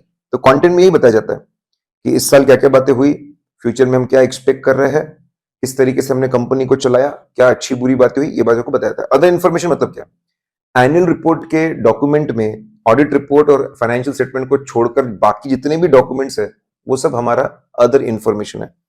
हमारा टारगेट क्या है? हमारा टारगेट क्या है? हमारा ऑब्जेक्टिव क्या है? ठीक है, हमारा टारगेट और ऑब्जेक्टिव भी हम लोग डिस्कस करते हैं। Let's see the detail. तो जो इंट्रोडक्शन पार्ट था और जो ऑब्जेक्टिव पार्ट था उसको मैं बाद में बता दूं, अपने आप उसमें आ जाएंगे। चलिए स्टेप नंबर 1 की अगर हम लोग बात करते हैं, स्टेप नंबर 1 की अगर हम लोग बात करें, ठीक है, बहुत सिंपल, ऑब्टेन अदर इंफॉर्मेशन। इसमें क्या करना है? पहले जाके डिस्कस, मैनेजमेंट से डिस्कस करना है, उनको पूछना है कि भाई आपके अदर इंफॉर्मेशन में कौन से डॉक्यूमेंट्स आते हैं, बताए व्हाट कॉन्स्टिट्यूट्स अदर इंफॉर्मेशन, वो बता दो। फिर आपका अप्रोच, प्लान्ड अप्रोच, कौन बनाने वाला है इसको, कैसे बनाने वाला है, ठीक है, कब बनाने वाला है, टाइमलाइन क्या है, टाइमलाइन कब कभी डॉक्यूमेंट्स बन जाएंगे वो बता दो। डिस्कस करने के बाद में अरेंजमेंट्स करने हैं, उनसे उनसे कोऑर्डिनेट करना है, उनसे बातचीत करनी है, उनको बताना है कि भाई आपके ये बंदों को ये डॉक्यूमेंट्स रेडी करने के बाद मुझे इस ईमेल आईडी पे इस समय तक भेजने के बारे में प्लीज बोल दीजिए, इंस्ट्रक्शंस दे दीजिए, अरेंजमेंट्स कर दीजिए। डिस्कशन कर लेंगे, फिर अरेंजमेंट्स करवा लेंगे कि भाई मुझे ये जितने भी अदर इंफॉर्मेशन वाली चीजें हैं वो सब मिल जानी चाहिए, प्रेफरेबली मैं चाहता हूं ऑडिट रिपोर्ट साइन करने से पहले ऐसा अरेंजमेंट कर लो। फिर अगर डेट ऑफ ऑडिट रिपोर्ट तक कुछ अदर इंफॉर्मेशन नहीं मिली तो हमको मैनेजमेंट की तरफ से रिटर्न रिप्रेजेंटेशन चाहिए कि पब्लिक को इशू करने से पहले ये अदर इंफॉर्मेशन हम आपको देंगे। तो स्टेप नंबर 1 में डिस्कशंस हुए, फिर अरेंजमेंट्स करवाई गई, और फिर जो डेट ऑफ ऑडिट रिपोर्ट तक जो अदर इंफॉर्मेशन नहीं मिली उसके लिए रिटर्न रिप्रेजेंटेशन लिया गया। स्टेप नंबर 2 में हम रीड करते हैं और कंसिडर करते हैं। अदर इंफॉर्मेशन को बहुत केयरफुली रीड करेंगे और केयरफुली सोचेंगे। कंसिडर करना मतलब केयरफुली सोचेंगे उसके बारे में, ठीक है, कि केयरफुली सोचेंगे कि उसमें बेसिकली रीड करेंगे और फिर कंसिडर करेंगे, केयरफुली सोचेंगे। 3 चीजों के बारे में हम लोग सोचेंगे कि क्या मटेरियल इनकंसिस्टेंसी मतलब मटेरियल मिसमैच है क्या अदर इंफॉर्मेशन और फाइनेंशियल स्टेटमेंट के डेटा के बीच में, कोई मटेरियल इनकंसिस्टेंसी है क्या। दूसरा सोचेंगे क्या कोई मटेरियल इनकंसिस्टेंसी है, मिसमैच है अदर इंफॉर्मेशन और auditors knowledge about the entity, इसके बीच में कुछ है क्या मटेरियल इनकंसिस्टेंसी। और तीसरी बात सोचेंगे कि क्या अदर इंफॉर्मेशन मटेरियली मिसस्टेटेड लग रहा है क्या, whether other information is appearing materially misstated. 3 बातें हमको सोचनी है कि 2 तरह के इनकंसिस्टेंसीज है क्या, और मटेरियल और अदर इंफॉर्मेशन का कोई डेटा मटेरियली मिसस्टेटेड लग रहा है क्या, ठीक है। नाउ स्टेप नंबर 3, अगर ऐसा 2 तरह के मटेरियल इनकंसिस्टेंसी है और एक डाउट है हमारे मन में कि अदर इंफॉर्मेशन मिसस्टेटेड है क्या, तो हम लोग क्या करेंगे? नेक्स्ट स्टेप में हम लोग we will discuss this with management. उनको पूरे जो भी इशू है, जो भी प्रॉब्लम है उनको बताएंगे, उनका एक्सप्लेनेशन सुनेंगे, विल डिस्कस दिस, पहले अच्छे से डिस्कस करेंगे। डिस्कशन के बाद में, ठीक है, हमको डिस्कशन के बाद में हमको असेस करना पड़ेगा सबसे पहले कि यार ऐसा असेस करना पड़ेगा और ऐसा मिल सकता है, हमको असेस करना पड़ेगा और हमको मिल सकता है क्या सही में other information is materially मिसस्टेटेड। Discussion करने के बाद, सब कुछ करने के बाद वी कैन कम आउट 3 चीजें मिल सकती है, that other information is materially मिसस्टेटेड, पहला। दूसरा हमको मिल सकता है, देखना चाहिए whether there is a material whether financial statements are materially misstated, ये देखना चाहिए, ये भी मिल सकता है। और तीसरा, ठीक है, whether we need to update revise understanding of the entity, कि भाई auditors knowledge understanding about the entity को अपडेट रिवाइज करने की जरूरत है क्या। तो जब आपको चैलेंजेस दिखेंगे तो उसके 3 चीजें निकल के आ सकती है, वो ही आपको समझनी और देखनी है। अदर इंफॉर्मेशन में मटेरियल मिसस्टेटमेंट है क्या, फाइनेंशियल स्टेटमेंट में मटेरियल मिसस्टेटमेंट है क्या, या फिर ऑडिटर्स नॉलेज को अपडेट रिवाइज करने की जरूरत है क्या। अब सपोज अदर इंफॉर्मेशन मिसरीड है तो हम लोग क्या करेंगे? अगर अदर इंफॉर्मेशन मिसस्टेटेड है, ठीक है, अगर अदर इंफॉर्मेशन मिसस्टेटेड है तो फिर हम रिक्वेस्ट करेंगे मैनेजमेंट को, प्लीज इसको रेक्टिफाई कर दो। मैनेजमेंट अगर अग्री कर गया तो we will go and check whether the rectification is done appropriately. Management अगर रिफ्यूज करता है तो फिर हम लोग next will go to TCWG those charge with governance के पास जाएंगे और उनको बोलेंगे कि बेटा प्लीज रेक्टिफाई कर दो, ठीक है। वो रेक्टिफाई कर देंगे तो फिर जाकर चेक कर लो। अगर वो रेक्टिफाई नहीं करेंगे तो अब क्या? अब दो सिचुएशन अराइज हो सकती है। दो सिचुएशन अराइज हो सकती है कि भाई ऑडिट रिपोर्ट इशू करना बाकी था या फिर ऑडिट रिपोर्ट हम लोग इशू कर चुके हैं। अब अगर ऑडिट रिपोर्ट इशू करना बाकी था तो बहुत कुछ है हमारे हाथ में। We will have to take appropriate action. उसमें दो चीजें कर सकते हैं। पहले हम लोग उसका इंपैक्ट ले सकते हैं ऑडिट रिपोर्ट में। अभी हम आगे देखेंगे कैसे। We can take impact on audit report. Audit report में जो गलती है उसके बारे में लिख देंगे। या फिर दूसरा, अगर आपको लगता है बहुत सारी चीजें गलत है, अदर इंफॉर्मेशन बहुत सारी, ये लोग बेवकूफ बनाने के लिए बैठे हैं, 50-100 फिगर्स गलत है, तो हमको we will lose faith on the integrity.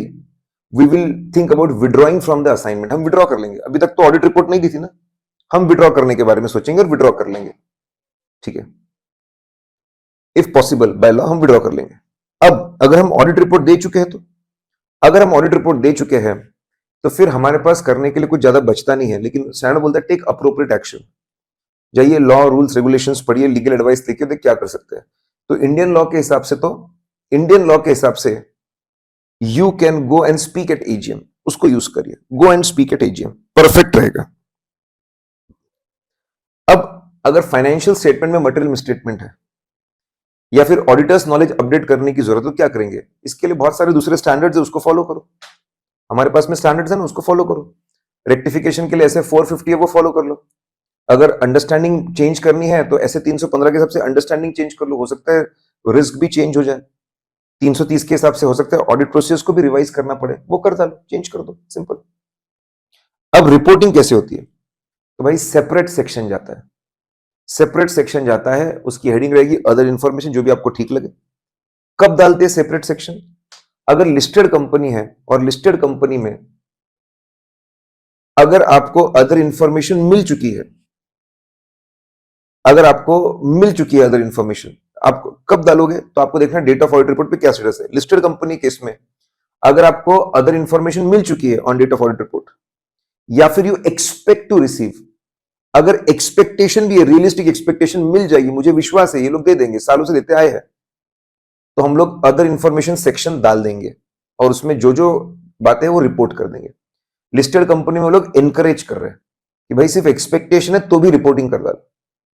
लेकिन जो अनलिस्टेड कंपनीज है, corporate unlisted companies, corporate entity है, वहां पे उनका कहना है भाई अनलिस्टेड कंपनी का भरोसा नहीं, अदर इंफॉर्मेशन बनाएंगे नहीं बनाएंगे, कैसे बनाएंगे। रिपोर्टिंग तभी करना if you receive at least some information. देखो अनलिस्टेड कंपनी में अगर पूरी इंफॉर्मेशन मिल चुकी है तो रिपोर्टिंग कर दो, बहुत बढ़िया, वो तो हर जगह पे पूरी इंफॉर्मेशन मिल गई, रिपोर्टिंग कर दो। या फिर एटलीस्ट सम इंफॉर्मेशन, मतलब यहां पे डिस्करेज कर, भाई जब तक थोड़ी भी इंफॉर्मेशन नहीं मिल रही, थोड़ी मिली होगी तो ही रिपोर्टिंग करो। लिस्टेड में उतावले हो रहे, एक्सपेक्टेशन के बेस पे रिपोर्टिंग कर दो, यहां पे नहीं, थोड़ी इंफॉर्मेशन मिलनी चाहिए, उसकी बेस पे रिपोर्टिंग करेंगे। अब ऑडिटर्स रिपोर्ट में कैसे इंक्लूड करते हैं? तो आपका हेडिंग आएगा अदर इंफॉर्मेशन, ठीक है। हम आइडेंटिफाई करेंगे अदर इंफॉर्मेशन में क्या आता है, फिर बताएंगे इसको बनाने की जिम्मेदारी क्या क्या आता है।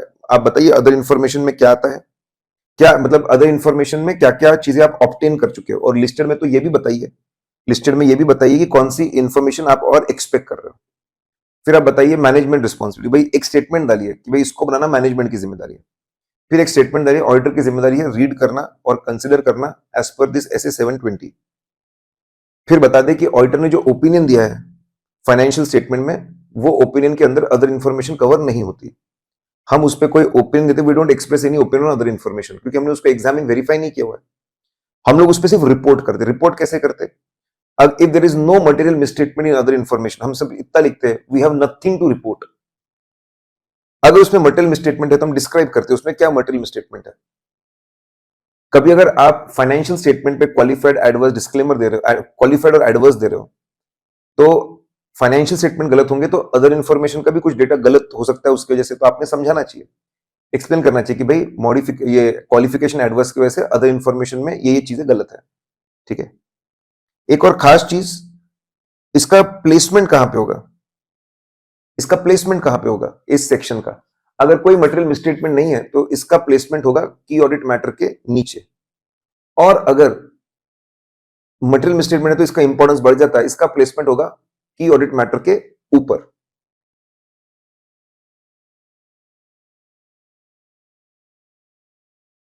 एक और सिंपल सी चीज आखिरी में बोली हुई है कि सपोज लॉ रूल रेगुलेशन आपको बताते हैं कि कैसे वर्डिंग्स, कैसा लेआउट होना चाहिए for reporting on other information.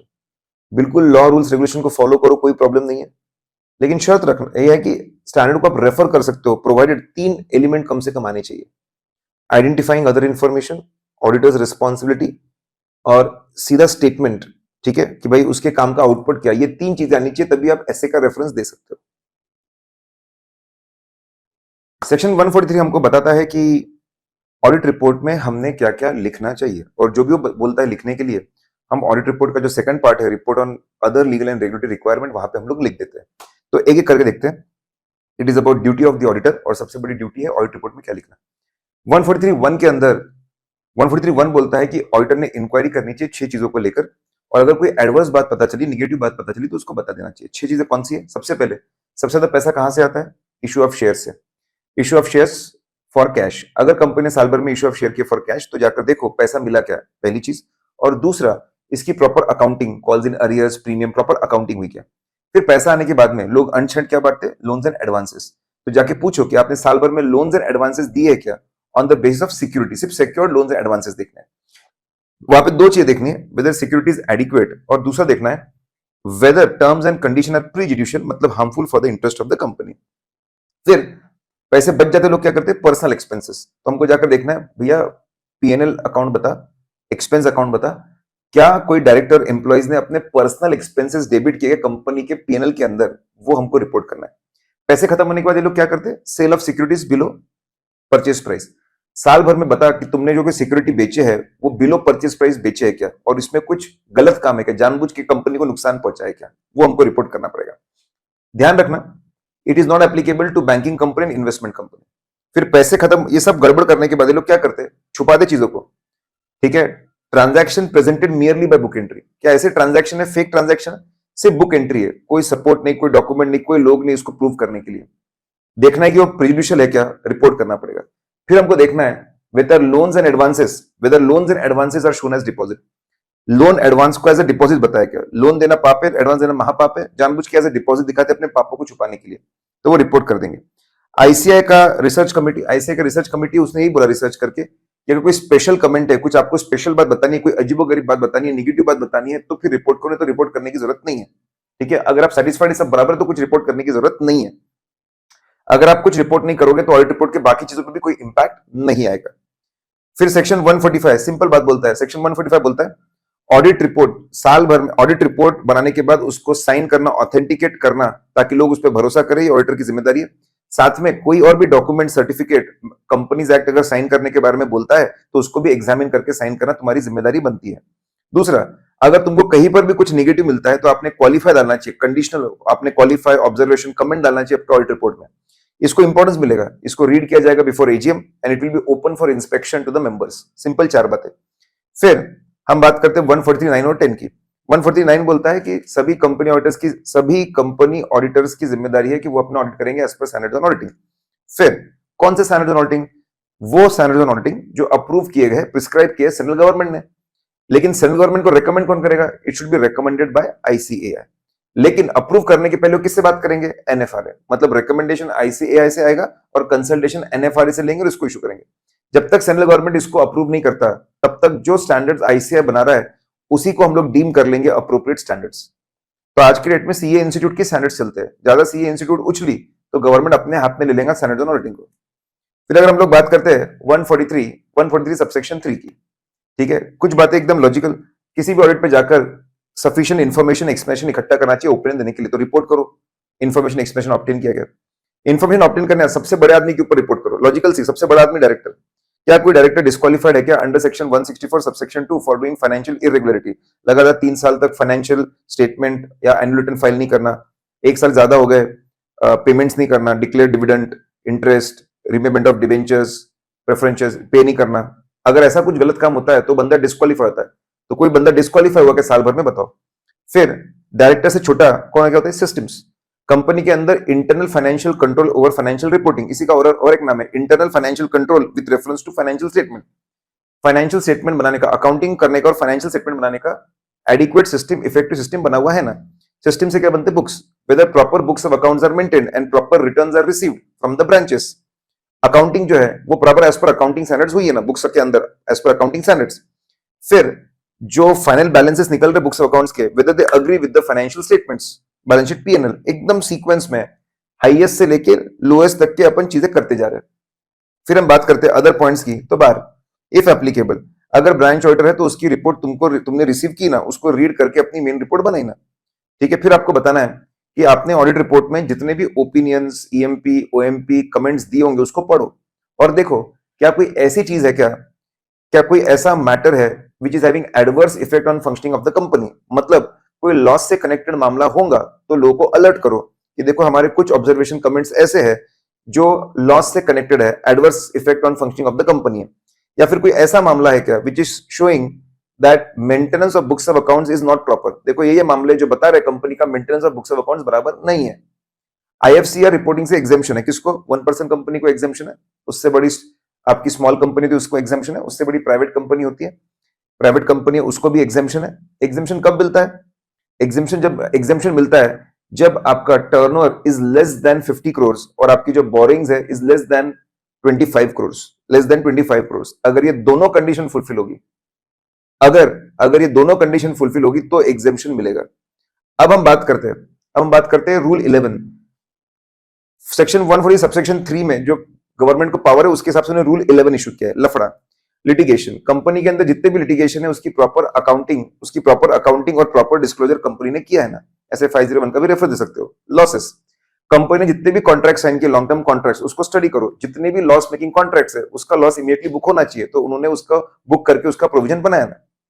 A for accounting software, company जो अकाउंटिंग सॉफ्टवेयर यूज करती है उसमें ऑडिट ट्रेल का फीचर है ना, मतलब ऑडिट ट्रेल होना मतलब पूरा एडिट हिस्ट्री मिलना चाहिए, ट्रांजैक्शन का इंसेप्शन से लेकर कंक्लूजन कैसे हो तो पूरा समझ में आना चाहिए, दिखना चाहिए, एडिट लॉग दिखना चाहिए। ये फीचर है ना, साल भर इट वाज ऑपरेटिंग इफेक्टिवली और उससे जो डेटा जनरेट हुआ है उसको किसी ने टैंपर नहीं किया ना और वो प्रिजर्व करके रखा हुआ है ना, ये 3 बातों पे हमको बात रिपोर्ट करना है। फिर एफ, फंड्स, कंपनी ने कोई डीले तो नहीं किया है in transfer of funds to investor education protection fund. फिर फंड्स पे और एक चीज आती है, ठीक है, funds given and funds received. साल भर में कंपनी अगर किसी इंटरमीडियरी को पैसा देती है कि भाई मेरे बिहाफ में किसी बेनिफिशियरी को पेमेंट कर दो, या फिर साल भर में किसी फंडिंग पार्टी से पैसा लेती है कि भाई मैं तुम्हारे बिहाफ में किसी बेनिफिशियरी को दे देंगे, वी फंडिंग पार्टी से पैसा ले किसी को ट्रांसफर कर देंगे। अगर साल भर में फंड्स गिवन है या फंड्स रिसीव्ड है इस तरीके से तो उसको डिस्क्लोज करना पड़ता है नोट्स टू अकाउंट्स में एज पर शेड्यूल 3। मैनेजमेंट को रिटर्न रिप्रेजेंटेशन देना पड़ता है कि जितनी इंफॉर्मेशन नोट्स टू अकाउंट्स में दी है वही सच है, इसके अलावा और कुछ भी नहीं है। ऑडिटर को इस पर रीजनेबल ऑडिट प्रोसेस लगानी पड़ती है, बड़े बड़े रिसीट पेमेंट्स को चेक करना पड़ता है, डॉक्यूमेंट्स को देखना पड़ता है कि इस तरीके का कोई फंड डाइवर्जन तो नहीं है, और उस पर रिपोर्ट करना पड़ता है कि जितनी भी चेकिंग हमने की उसमें हमको कुछ भी ऐसा नहीं मिला जो सजेस्ट करता हो मटेरियल मिसट्रीटमेंट है। तो हमको फंड्स रिसीव्ड और फंड्स गिवन पे रिपोर्ट करना पड़ता है। मैनेजमेंट 2 चीजें करेंगे, हम चेक करके रिपोर्टिंग करेंगे। फिर D for dividend, whether dividend is paid as per section 123। Audit trail मतलब it is collection of records, documents, registers with the help of which we can trace transaction from inception to the conclusion पूरी तरीके से। Director remuneration की बात करते हैं तो section 197 subsection 16 बोलता है कि भाई अगर डायरेक्टर का रेम्यूनरेशन पे हो रहा है मोर देन प्रोवाइडेड अंडर 197 तो एक्सेस, तो आप बताइए एक्सेस पेमेंट हुआ है उसके डिटेल दीजिए, ठीक है।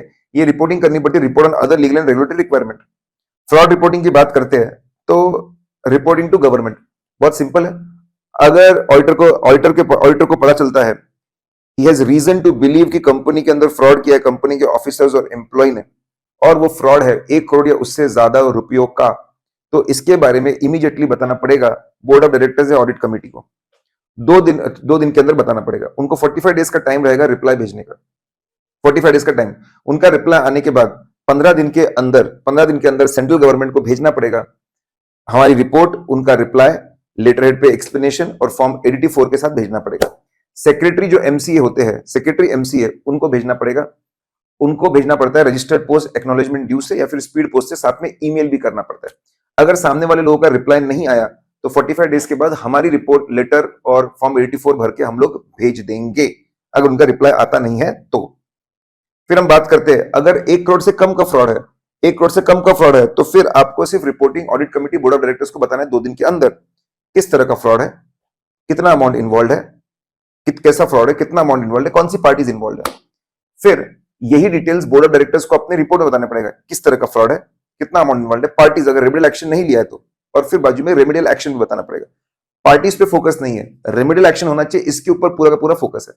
ये जो 1 करोड़ की लिमिट है ये इंडिविजुअल फ्रॉड की लिमिट है, एग्रीगेट की लिमिट नहीं है। इंडिविजुअल फ्रॉड जो होता है एक, उसको उसमें कितना फ्रॉड अमाउंट बन रहा है वो हमको देखना है। सेक्शन 143 और अदर पॉइंट्स के लिए शॉर्टकट है, सीजी ने स्पा दिया है डीएससी होल्डर्स को, सी फॉर कारो। कारो के अंदर भी फ्रॉड रिपोर्टिंग होती है। अच्छा, ये जो फ्रॉड रिपोर्टिंग है fraud bye officers and employees है, थर्ड पार्टीज फ्रॉड करते हैं, यहाँ पे रिपोर्टिंग नहीं होती। ठीक है, कारो के अंदर सारे फ्रॉड रिपोर्ट होते हैं, by the company, on the company, उसको पढ़ेंगे हम लोग। जी फॉर गाइडेंस नोट पूरा बनाया है फ्रॉड रिपोर्टिंग कैसे करना उसको लेकर। S for safeguarding good faith, अगर गुड फेथ में रिपोर्टिंग की है तो कोई breach of confidentiality, breach of duty नहीं माना जाएगा। Spa, P stand for penalty, अगर रिपोर्टिंग नहीं करोगे तो लिस्टेड कंपनी केस में 5 लाख रुपए की पेनाल्टी लगेगी ऑडिटर को, और दूसरे कंपनी में 1 लाख रुपए की पेनाल्टी रहेगी। ऑडिटर्स की बात करते हैं तो कंपनी का स्टैट्यूटरी ऑडिटर, कंपनी का कॉस्ट ऑडिटर और कंपनी का सेटल ऑडिटर, सबकी जिम्मेदारी बनती है।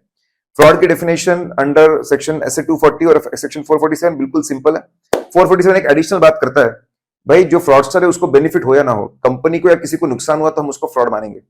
ऐसे की रिक्वायरमेंट, ऐसे 240 बड़ा प्यारा है, वो हमको सिखाता है फ्रॉड रिस्क फैक्टर्स क्या है, फ्रॉड रिस्क कैसे पता करना, क्या ऑडिट प्रोसेस परफॉर्म करना, फ्रॉड कैसे पकड़ना, पकड़ने के बाद में उसकी रिपोर्टिंग कैसे करना, ये सब कुछ हमको बताता है। तो फ्रॉड अगर if we come across suspected fraud और एक्चुअल फ्रॉड, तो ऐसे 240 फॉलो करके हमने रिपोर्टिंग करनी चाहिए। डेफिनेटली चैलेंजिंग होता है, ऑडिटर्स को फ्रॉड पकड़ना बहुत चैलेंजिंग होता है। जो फ्रॉड का फाइनेंशियल इफेक्ट है, जहां पे books of accounts, financial effect है बुक्स ऑफ अकाउंट्स में कहीं पे कनेक्शन, उसको पकड़ना आसान है। जो एकदम आउटसाइड बुक्स ऑफ अकाउंट्स है, बाहर के बाहर वेंडर ने ब्राइब पे कर दी एम्प्लॉय को, इसको पकड़ना बहुत मुश्किल होता है। 143(11) पावर देता है, 143(11) पावर देता है, किसको पावर देता है? सेंट्रल गवर्नमेंट को, कि आप समय के साथ साथ में ऑर्डर इशू करते हो for additional reporting. Company auditors report order, company order report order CARO इसी के अंदर इशू होता है। ड्यूटीज और and powers of branch auditor बिल्कुल सेम होते हैं जो एक नॉर्मल ऑडिटर होते हैं, but only it is with respect to the branch auditor.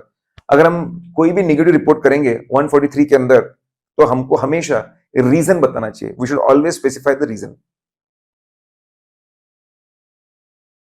कारो 2020 ये ओरिजिनेट कैसे होता है? तो सेक्शन 143 है, सबसेक्शन 11 है, वो पावर देता है सेंट्रल गवर्नमेंट को कि आप ऑर्डर इशू कर सकते हो सभी कंपनी के ऑडिटर्स के ऊपर, कि जब वो अपनी रिपोर्टिंग कर रहे हैं तो कुछ एडिशनल बातों को इंक्लूड करें, और ये वो ऑर्डर इशू करते हैं एनएफआरए से कंसल्ट करने के बाद में। लेटेस्ट जो उन्होंने ऑर्डर इशू किया हुआ है वो है कारो 2020। ऐसे वो लगने वाला था फाइनेंशियल ईयर 1920 से, लेकिन अल्टीमेटली डिले होकर लगा वो फाइनेंशियल ईयर 21-22 से। अगर एप्लीकेबिलिटी की बात करें, it is applicable to all the companies including foreign companies, लेकिन एग्जेम्पशन है आईबी कॉप्स, इंटेलिजेंस ब्यूरो के कॉप्स को एग्जेम्पशन है। I for insurance company, general insurance, life insurance, दोनों को एग्जेम्पशन है। फिर बैंक्स की अगर बात करूं, बैंकिंग कंपनीज, जितनी भी बैंक्स है, फॉरेन बैंक्स है, पेमेंट बैंक्स है, जो भी बैंकिंग कंपनी के डेफिनेशन में आते हैं उन सबको एग्जेम्पशन है। एनबीएफसी को एग्जेम्पशन नहीं है। फिर सी फॉर है चैरिटेबल कंपनी, सेक्शन 8 कंपनी को एग्जेम्पशन है। O for IB cop CO, then O for 1% company को एग्जेम्पशन है। P stand for private limited company, private limited company को एग्जेम्पशन है। गाइडेंस नोट में पढ़ोगे तो प्राइवेट लिमिटेड मतलब उन्होंने बोला है private company as per companies act, मतलब उसमें लिमिटेड अनलिमिटेड दोनों लोग आएंगे। ठीक है, तो एग्जेम्पशन लिमिटेड अनलिमिटेड दोनों को लगेगा। अब अगर हम बात करते हैं, 4 कंडीशन सेटिस्फाई करनी पड़ेगी। पहले, प्राइवेट कंपनी के ऊपर होल्डिंग में और नीचे सब्सिडी में कोई पब्लिक कंपनी नहीं होनी चाहिए as on balance sheet date. दूसरा, paid up capital and reserve should not exceed 1 crore as on balance sheet date. सारे रिजर्व्स आएंगे, फ्री हो या रिस्ट्रिक्टेड हो, रियलाइज्ड हो या अनरियलाइज्ड हो। Borrowings from banks and financial institution should not exceed 1 crore any time during the year. Any time during the year बहुत important है, सारे बोरिंग्स आएंगे, secured, unsecured, short term, long term. Total revenue should not exceed 10 crore. Total revenue अगर हम बोलते हैं मतलब turnover भी आएगा, साथ में अदर इनकम भी आएगा। चारों कंडीशन क्यूमुलेटिव है, चारों कंडीशन सेटिस्फाई करोगे तो एग्जेम्पशन मिलेगा। स्मॉल कंपनी की अगर बात करते हैं, स्मॉल कंपनी की सिंपल है, अदर देन पब्लिक कंपनी मतलब प्राइवेट कंपनी। ये भी कंपेयर करेंगे, यहां पर भी बोला है कि ऊपर होल्डिंग और सब्सिडी होनी ही नहीं चाहिए, सेक्शन 8 होना ही नहीं चाहिए, not govern by special act होना चाहिए, paid up capital should not exceed 4 crore and total turnover of previous year, ध्यान रखना previous year, should not exceed 40 crore. ये बढ़कर पेड अप कैपिटल बढ़कर 10 करोड़ हो सकता है और टर्नओवर 100 करोड़ हो सकता है, गवर्नमेंट के हाथ में है, लेकिन गवर्नमेंट ने अभी तक ऐसा किया नहीं है। चारों 40 की लिमिट है। कारों के अंदर 21 क्लॉज है, पहले 20 क्लॉज जो है वो audit report of standalone financial statement को लगते हैं, और जो आखिरी 21st क्लॉज है वो audit report of consolidated financial statement को लगता है। लेट्स सी, 21 क्लॉज है, शॉर्टकट बहुत सिंपल है। पहले आपको देखना है येलो कलर का आपको लोगो दिख रहा है फ्लिपकार्ट, फिर आपको एक एयरक्राफ्ट दिख रहा है इंडियन एयरलाइंस, फिर आपको एक लोगो दिख रहा है ब्लू कलर का लिंक्डइन, फिर आपको मल्टी कलर दिख रहा है live.com, फिर आपको दिख रहा है एक बॉक्स ओपन है दैट इज ड्रॉप बॉक्स, और रेड कलर का आपको दिख रहा है CNN, ग्रीन कलर का लोगो दिख रहा है स्पॉटिफाई। बस ये इमेजेस ध्यान में रख लेना है। येलो कलर का फ्लिपकार्ट मतलब फिक्स एसेट्स, इंडियन एयरलाइंस मतलब इन्वेंट्री, लिंक्डइन मतलब लोन्स गिवन, live.com मतलब loan given under 185 186, drop box मतलब डिपॉजिट, CNN मतलब कॉस्ट रिकॉर्ड, स्पॉटिफाई मतलब स्टैट्यूटरी ड्यूज। फिर अगर हम बात करते हैं तो कौन से ये शॉपिंग बेसिकली ये सात अभी तक के कंपनीज थी, यहाँ पे शॉपिंग हुई वेबसाइट से। अब 7 कंपनियों में इंटरव्यू दिया बंदे ने, पहले शॉपिंग की बंदे ने, सीए बनने के बाद में शॉपिंग की, और अब वो इंटरव्यू दे रहा है। फिर लोगों पे ध्यान दीजिए, ब्लू कलर का Tata steel, blue and yellow LIC, फिर पतला फॉन्ट है इन्फोसिस, फिर मोटा फॉन्ट है फिनोलेक्स केबल, फिर ब्लैक एंड रेड है नेटवर्क 18, ब्लैक एंड गोल्डन है रिलायंस, उसके बाजू में आपका ऑरेंज और ब्लू है दैट इज इंडियन ऑयल। आपका Tata Steel is for transactions, unrecorded transaction, LIC is for loan repayments, Infosys for IPO FPO का पैसा, F is for frauds, network 18 N is for needy companies, Reliance का R is for related party transactions, Indian Oil का I is for internal audit. अब इस बंदे ने क्या क्या खाया, तो इस बंदे ने, ठीक है, कुछ अच्छी चीजें खाई। पहले आपको दिख रहा है काजू बादाम दैट इज नट्स, फिर आपको दिख रहा है ऑरेंज कलर का कैरेट, फिर आपको दिख रहा है ब्राउन कलर का चीकू, फिर उसने थोड़ी सी, ये अच्छी चीजें थी, अब थोड़ी सी इतनी अच्छी चीजें नहीं खाई, रबड़ी, फिर बॉटल दिख रही है मदिरा, फिर आपको दिख रहा है ब्राउन कलर का चॉकलेट, फाइनली सुपर फूड खाया उसने एवोकाडो। इमेजेस पे आप लोगों को ध्यान देना है।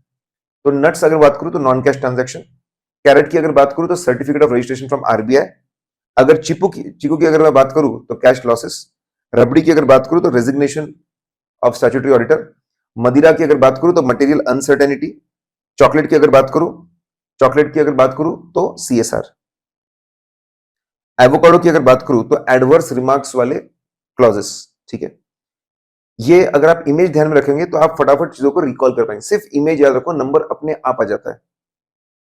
अब हम बात करते हैं सबसे पहले फिक्स एसेट्स। फिक्स एसेट के अंदर 5 चीजें, ठीक है, अगर उसका आरपीटी आरबी शॉर्टकट भी है, R for record maintenance. Comment करना है कि कंपनी का रिकॉर्ड मेंटेन करती है क्या, उसमें फिक्स एसेट का डिस्क्रिप्शन है ना, डिस्क्रिप्शन के बाजू में क्वांटिटी दी गई है ना, क्वांटिटी के बाजू में उसका लोकेशन दिया गया है ना, रिकॉर्ड बराबर मेंटेन करते हैं ना, फिर वो प्रॉपर्टी प्लांट एंड इक्विपमेंट हो या फिर वो इंटेंजिबल एसेट हो। आरपीटी, ठीक है, P is for physical verification, reasonable interval of time में फिजिकल वेरिफिकेशन ये लोग करवाते हैं ना। 1 साल में होता है तो रीजनेबल इंटरवल ऑफ टाइम है, लेकिन अगर इससे ज्यादा समय लेते तो भी चलता है, 3 साल तक चलता है, इट इज एब्सोल्युटली फाइन, लेकिन 1 साल के ऊपर जाओगे तो रिपोर्ट में आपको लिखना पड़ेगा। होने के बाद में अगर कोई मटेरियल डिस्क्रिपेंसी मिसमैच आता है तो भाई उसको उसकी प्रॉपर अकाउंटिंग कर ली ना, वो भी बताना पड़ता है। T is for title deeds, ये इमूवेबल प्रॉपर्टी को लगता है कि क्या इमूवेबल प्रॉपर्टी जो है वो कंपनी के नाम पर ही है ना, अगर नहीं है तो डिटेल्स देने पड़ेंगे, कौन सी इमूवेबल प्रॉपर्टी है, किसके नाम पे है, कब से है, उसका अमाउंट क्या है, क्या रीजन है किसी और के नाम पे बताना पड़ेगा। आर फॉर रिवैल्यूएशन, क्या साल भर में रिवैल्यूएशन किया है कि पीपी या इंटेंजिबल एसेट का, अगर हुआ है तो कोई रजिस्टर्ड वैल्यूअर ने किया है कि ये बताइए, क्या बहुत बड़ा कोई सिग्निफिकेंट चेंज है, चेंज ऑफ 10% और मोर है क्या, वो आपको बताना पड़ेगा। फिर बेनामी प्रॉपर्टी, क्या बेनामी प्रॉपर्टी एक्ट के अंदर कोई प्रोसीडिंग चल रहा है कंपनी के ऊपर फॉर होल्डिंग बेनामी प्रॉपर्टी, होल्ड कर रहे हैं बेनामी प्रॉपर्टी, अगर ऐसा है तो क्या फाइनेंशियल स्टेटमेंट में उसको बराबर डिस्क्लोज किया ना कि भाई ये प्रॉपर्टी के ऊपर केस चल रहा है। हम इन्वेंट्री की बात करते हैं, 2 बातों पर रिपोर्ट करना पड़ेगा, क्या फिजिकल वेरिफिकेशन होता है रीजनेबल इंटरवल ऑफ टाइम में, जो जनरली 1 साल के अंदर तो होना ही चाहिए। फिर हमको ओपिनियन देना है कि मैनेजमेंट ने जो फिजिकल वेरिफिकेशन का कवरेज और प्रोसीजर फॉलो की वो एडिक्वेट थी ना, ओपिनियन देना उसके ऊपर। और फिर ये भी बताना है कि कोई बहुत बड़ा डिस्क्रिपेंसी है 10% और मोर, अगर है उसको प्रॉपरली डील किया ना। तो फिजिकल वेरिफिकेशन के बारे में बताना है, अगर वर्किंग कैपिटल लोन लिया है और working capital limit is exceeding 5 crore और ये लिया है on the base of current assets, तो क्वार्टरली रिटर्न भेजने पड़ते हैं, स्टॉक ऑडिटर का बताना पड़ता है, बैंक को भेजना पड़ता है। ये बताना है कि जो क्वार्टरली रिटर्न्स के अंदर स्टॉक और डेटर्स है क्या वो बुक्स ऑफ अकाउंट से मैच होता है कि नहीं होता है, नहीं होता है तो डिटेल्स देने पड़ेंगे आपको। फिर आपका लोन्स एडवांस की अगर हम लोग बात करते हैं, लोन्स एडवांस की बात करें 7 चीजें। सबसे पहले तो बताना है कि साल भर में एंगेज किया है कि फाइनेंसिंग एक्टिविटी में, लोन देना, advance in the nature of loan देना, इन्वेस्टमेंट्स करना, गारंटी देना, सिक्योरिटी देना, ये ऐसे फाइनेंसिंग एक्टिविटी में एंगेज हुए। अगर हुए, एग्रीगेट अमाउंट बताओ, एग्रीगेट अमाउंट बताओ, कितना पैसा बांटा है सब्सिडरी जॉइंट वेंचर एसोसिएट को और कितना बांटा है अदर्स को, उसमें बताना है कितना बांटा और कितना आउटस्टैंडिंग है। अगर इनका काम ही बिजनेस ही ये है तो फिर ये क्लॉज नंबर 2 में चीजें बताने की जरूरत नहीं है। ठीक है, तो पहले आपको बताना है कि ये फाइनेंस के धंधे में है क्या, फिर फाइनेंस के धंधे में है क्या, फिर आपको बताना है कि भाई एग्रीगेट अमाउंट कितना बांटा है ग्रुप के अंदर और ग्रुप के बाहर, फिर बताना है terms and condition pre judicial है क्या, तो इंटरेस्ट ऑफ द कंपनी, फिर बताना है रीपेमेंट का शेड्यूल दिया है ना और क्या रीपेमेंट रेगुलरली हो रहा है ना, फिर बताना है कि भाई ओवरड्यू अमाउंट, कोई अमाउंट ओवरड्यू है क्या फॉर मोर देन 90 डेज, अगर है तो रिकवरी के स्टेप्स लिए क्या, फिर अल्टीमेटली बताना है कि साल भर में कितने रिन्यूअल्स, एक्सटेंशन और फ्रेश लोन दिए पुराने लोन को रीपे करने के लिए। ठीक है, अगर ऐसा किया है तो एग्रीगेट कितना तुमने रिन्यू किया ओल्ड लोन्स को, एक्सटेंड किया ओल्ड लोन्स को, उसके लिए फ्रेश लोन दिए वो बताओ, उसको भी कितना परसेंटेज है of total loan given during the year, कि भाई कितना पैसा तुम्हारा रिन्यूअल में ही जा रहा है, एक्सटेंशन में जा रहा है। आखिर में आपको बताना है क्या आपने ऐसे लोन बांटे जो रीपेबल ऑन डिमांड है या फिर रीपेमेंट शेड्यूल ही नहीं है, बहुत ही डेंजरस ऐसे लोन होते हैं। एग्रीगेट अमाउंट बताओ और परसेंटेज कितना टोटल लोन का वो बताना पड़ेगा आपको। फिर अगले क्लॉज में लोन अंडर सेक्शन 185 186 बस इतना बताना है कि भाई अगर लोन बांटा गया तो is it as per the requirement of section 185 186, नहीं तो उसके डिटेल बताने पड़ेंगे। इसमें एक चीज है कि जब भी आप लोन बांटते हो तो इंटरेस्ट रेट जो है, जो गवर्नमेंट सिक्योरिटी का रेट चल रहा है उससे कम का नहीं होना चाहिए। डिपॉजिट्स की अगर बात करें, बहुत सिंपल चीज, पहले आरबीआई के जो डायरेक्टर्स है, सर्कुलर्स है, वो फॉलो किए गए, फिर कंपनीज एक्ट के सेक्शन 73 76 को फॉलो किया गया, नहीं किया तो भाई नेचर ऑफ कॉन्ट्रवेंशन क्या है वो बताओ, और किसी अथॉरिटी ने ऑर्डर पास किया है तो क्या ऑर्डर पास किया, उन्होंने कंप्लाई किया क्या वो बताओ। फिर अगर हम कॉस्ट रिकॉर्ड्स की बात करते हैं तो सबसे पहले तो कॉस्ट रिकॉर्ड्स इनको एप्लीकेबल है क्या, कॉस्ट रिकॉर्ड्स एप्लीकेबल है क्या वो बताओ, और अगर एप्लीकेबल है तो इसके आगे ये बताओ कि cost records properly made and maintained है क्या, whether cost records are properly made and maintained. अगर हम स्टैट्यूटरी ड्यूज की बात करते हैं, तो बहुत सिंपल, पहले बताना है कि अनडिस्प्यूटेड स्टैट्यूटरी ड्यूज जो गवर्नमेंट को पेबल है वो रेगुलरली पे हो रहे हैं ना, उसमें रेगुलरिटी है ना, क्या कोई ऐसा अनडिस्प्यूटेड अमाउंट है जो आउटस्टैंडिंग है and it is outstanding for more than 6 months as on balance sheet date पे 6 महीने से ज्यादा हो गए तो उसके डिटेल देने पड़ेंगे। फिर डिस्प्यूट बताने पड़ते हैं only when amount is not paid, अगर पेमेंट नहीं हुआ तो ही, पेमेंट कर चुके तो कोई बताने की जरूरत नहीं है, भाई कौन से अथॉरिटी में डिस्प्यूट चल रहा है, क्या नेचर है, क्या अमाउंट है, कब कितने साल से चल रहा है, वो आपको बताना पड़ेगा। फिर ट्रांजैक्शन नॉट रिकॉर्डेड, अगर मैं ट्रांजैक्शन नॉट रिकॉर्डेड की बात अगर करूं तो हमको सिंपल ये बताना है कि भाई साल भर में इन्होंने, कंपनी ने खुद होके कोई अनडिस्क्लोज्ड इनकम को सरेंडर डिस्क्लोज किया गया गवर्नमेंट को, और अगर किया है तो फिर इन्होंने नोट्स टू अकाउंट्स में इसकी प्रॉपर अकाउंटिंग की है ना, वो बताना है। फिर अगला है रीपेमेंट ऑफ लोन, डिफॉल्ट और यूसेज के बारे में बताना है। क्या बताना है डिफॉल्ट और यूसेज, पहले बताना है डिफॉल्ट, क्या कंपनी ने कोई डिफॉल्ट किया है क्या, डिफॉल्ट किया है कितने रुपए का है, प्रिंसिपल है, इंटरेस्ट है, कितने समय से डिफॉल्ट चल रहा है, अगर बैंक्स, फाइनेंशियल से गवर्नमेंट है तो उनका नाम भी बताना पड़ेगा। डिफॉल्ट में ये भी बताना पड़ेगा कि क्या किसी रेगुलेटरी अथॉरिटी ने, किसी ने इनको विलफुल डिफॉल्टर, जानबूझ के डिफॉल्ट कर रहा है, तो डिफॉल्ट में 2 बातें बतानी है, डिटेल्स ऑफ डिफॉल्ट और विलफुल डिफॉल्ट। यूसेज के अंदर भी 2 बातें बतानी है कि भाई जिस पर्पस के लिए पैसा रेस किया था उस पर्पस के लिए यूज किया ना इन लोगों ने। दूसरा ये भी बताना है शॉर्ट टर्म पैसे को लॉन्ग टर्म के लिए यूज तो नहीं किया। फिर सब्सिडरी जॉइंट वेंचर एसोसिएट में 2 बातें बतानी है, क्या साल भर में ऐसा लोन लिया जो देना पड़े सब्सिडरी जॉइंट वेंचर एसोसिएट को, उनके लिए लोन रेस किया, या फिर ऐसा भी हुआ क्या कि प्लेज किए उनके शेयर्स को प्लेज करके पैसा रेस किया, ऐसा भी हुआ है क्या। तो क्लॉज नंबर 10 के अंदर अगर कंपनी ने आईपीओ एफपीओ से पैसा उठाया है तो सिर्फ ये कमेंट करना है कि भाई ये जो पैसा था प्रॉपर पर्पस, जो प्रोस्पेक्टस के अंदर ऑब्जेक्टिव लिखा था, पर्पस लिखा था, उसके लिए यूज किया कि नहीं किया। फिर आईपीओ एफपीओ शेयर्स का भी हो सकता है और आईपीओ एफपीओ डिबेंचर्स का भी हो सकता है। अगर नहीं उन्होंने यूज किया है तो उसके इंस्टेंसेस कब कब ऐसा हुआ, कितना रुपया मिसयूज किया गया, डिफॉल्ट कहां पे हुआ, और क्या उसका रेक्टिफिकेशन स्टेप, वो डिटेल्स देने पड़ेंगे, मतलब गलती के और रेक्टिफिकेशन दोनों की डिटेल्स देने पड़ेंगे। यहाँ पे और एक चीज है, अगर कंपनी ने पैसा उठाया प्रेफरेंशियल अलॉटमेंट या प्राइवेट प्लेसमेंट, ठीक है ना, जब अनलिस्टेड कंपनी जब शेयर्स, अनलिस्टेड कंपनी जब कुछ ही लोगों को, ग्रुप ऑफ पीपल को अगर देती है ऑफर शेयर्स खरीदने का, उसको हम प्राइवेट प्लेसमेंट बोलते हैं। लेकिन यही चीज जब लिस्टेड कंपनी करे तो उसको प्रेफरेंशियल अलॉटमेंट बोलते हैं। प्राइवेट प्लेसमेंट के लिए सेक्शन 42 लगता है और प्रेफरेंशियल अलॉटमेंट के लिए सेक्शन 62 लगता है। यहाँ पे वापस यहाँ पे दो चीजें चेक करनी है। पहला कि कंप्लायंस है क्या सेक्शन 42 का with respect to private placement, 62 का with respect to preferential allotment. दूसरा, वापस यहाँ पर भी कमेंट करना है कि जो पैसा जिस पर्पस के लिए रेस किया था उस पर्पस के लिए यूज किया गया क्या। अगर डिफॉल्ट है तो डिटेल्स देने पड़ेंगे, उसके बारे में बताना पड़ेगा। अगर हम फ्रॉड्स के बारे में बात करते हैं तो तीन चीजें, बहुत ब्रॉडर क्लॉज है। पहला तो जितने भी फ्रॉड्स है by the company and on the company, by the company on the company सभी कवर कर लिए। जितने भी फ्रॉड्स है by the company on the company, सारे फ्रॉड्स साल भर में जो नोटिस किए गए या रिपोर्ट किए गए, साल भर में कंपनी को जितने भी फ्रॉड पता चले या फिर उनको रिपोर्ट किए गए, सारे के सारे रिपोर्ट करना है, सारे के सारे बताना है। फिर वो कोई भी ऑडिटर बताए, इंटरनल ऑडिटर हो, कॉस्ट ऑडिटर हो, सेक्रेटरी ऑडिटर हो, स्टैट्यूटरी ऑडिटर हो, सबके डिटेल्स देने हैं। It covers everything.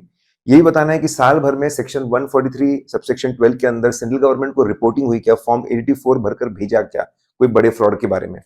यह भी बताना है कि विसल ब्लोअर कंप्लेंट क्या कंपनी के विसल ब्लोअर कंप्लेंट मिली थी क्या कंपनी के अंदर फ्रॉड को लेकर, क्या ऑडिटर ने उसको कंसीडर किया, केयरफुली उसको एनालाइज किया, स्टडी किया, ठीक है, ये देखने के लिए कि उसमें फ्रॉड है कि नहीं। तो तीन बातें रिपोर्ट करनी है, फ्रॉड्स की जानकारी और सेक्शन 143(12) की जानकारी, और फिर तीसरा विसल ब्लोअर कंप्लेंट्स को बराबर कंसीडर किया कि नहीं।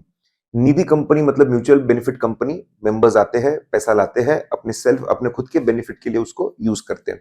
तो अगर मैं निधि कंपनी की बात करूं तो हमको तीन बातें, ठीक है, रिपोर्ट करनी है। एनयूडी, एन स्टैंड फॉर क्या, net owned funds to deposits का रेशियो इज इट एक्सीडिंग 120। तो फिर लोगों को अलर्ट करना है कि भाई निधि कंपनी के रूल्स टूट गए हैं, 1:20 का रेशियो टूट गया है।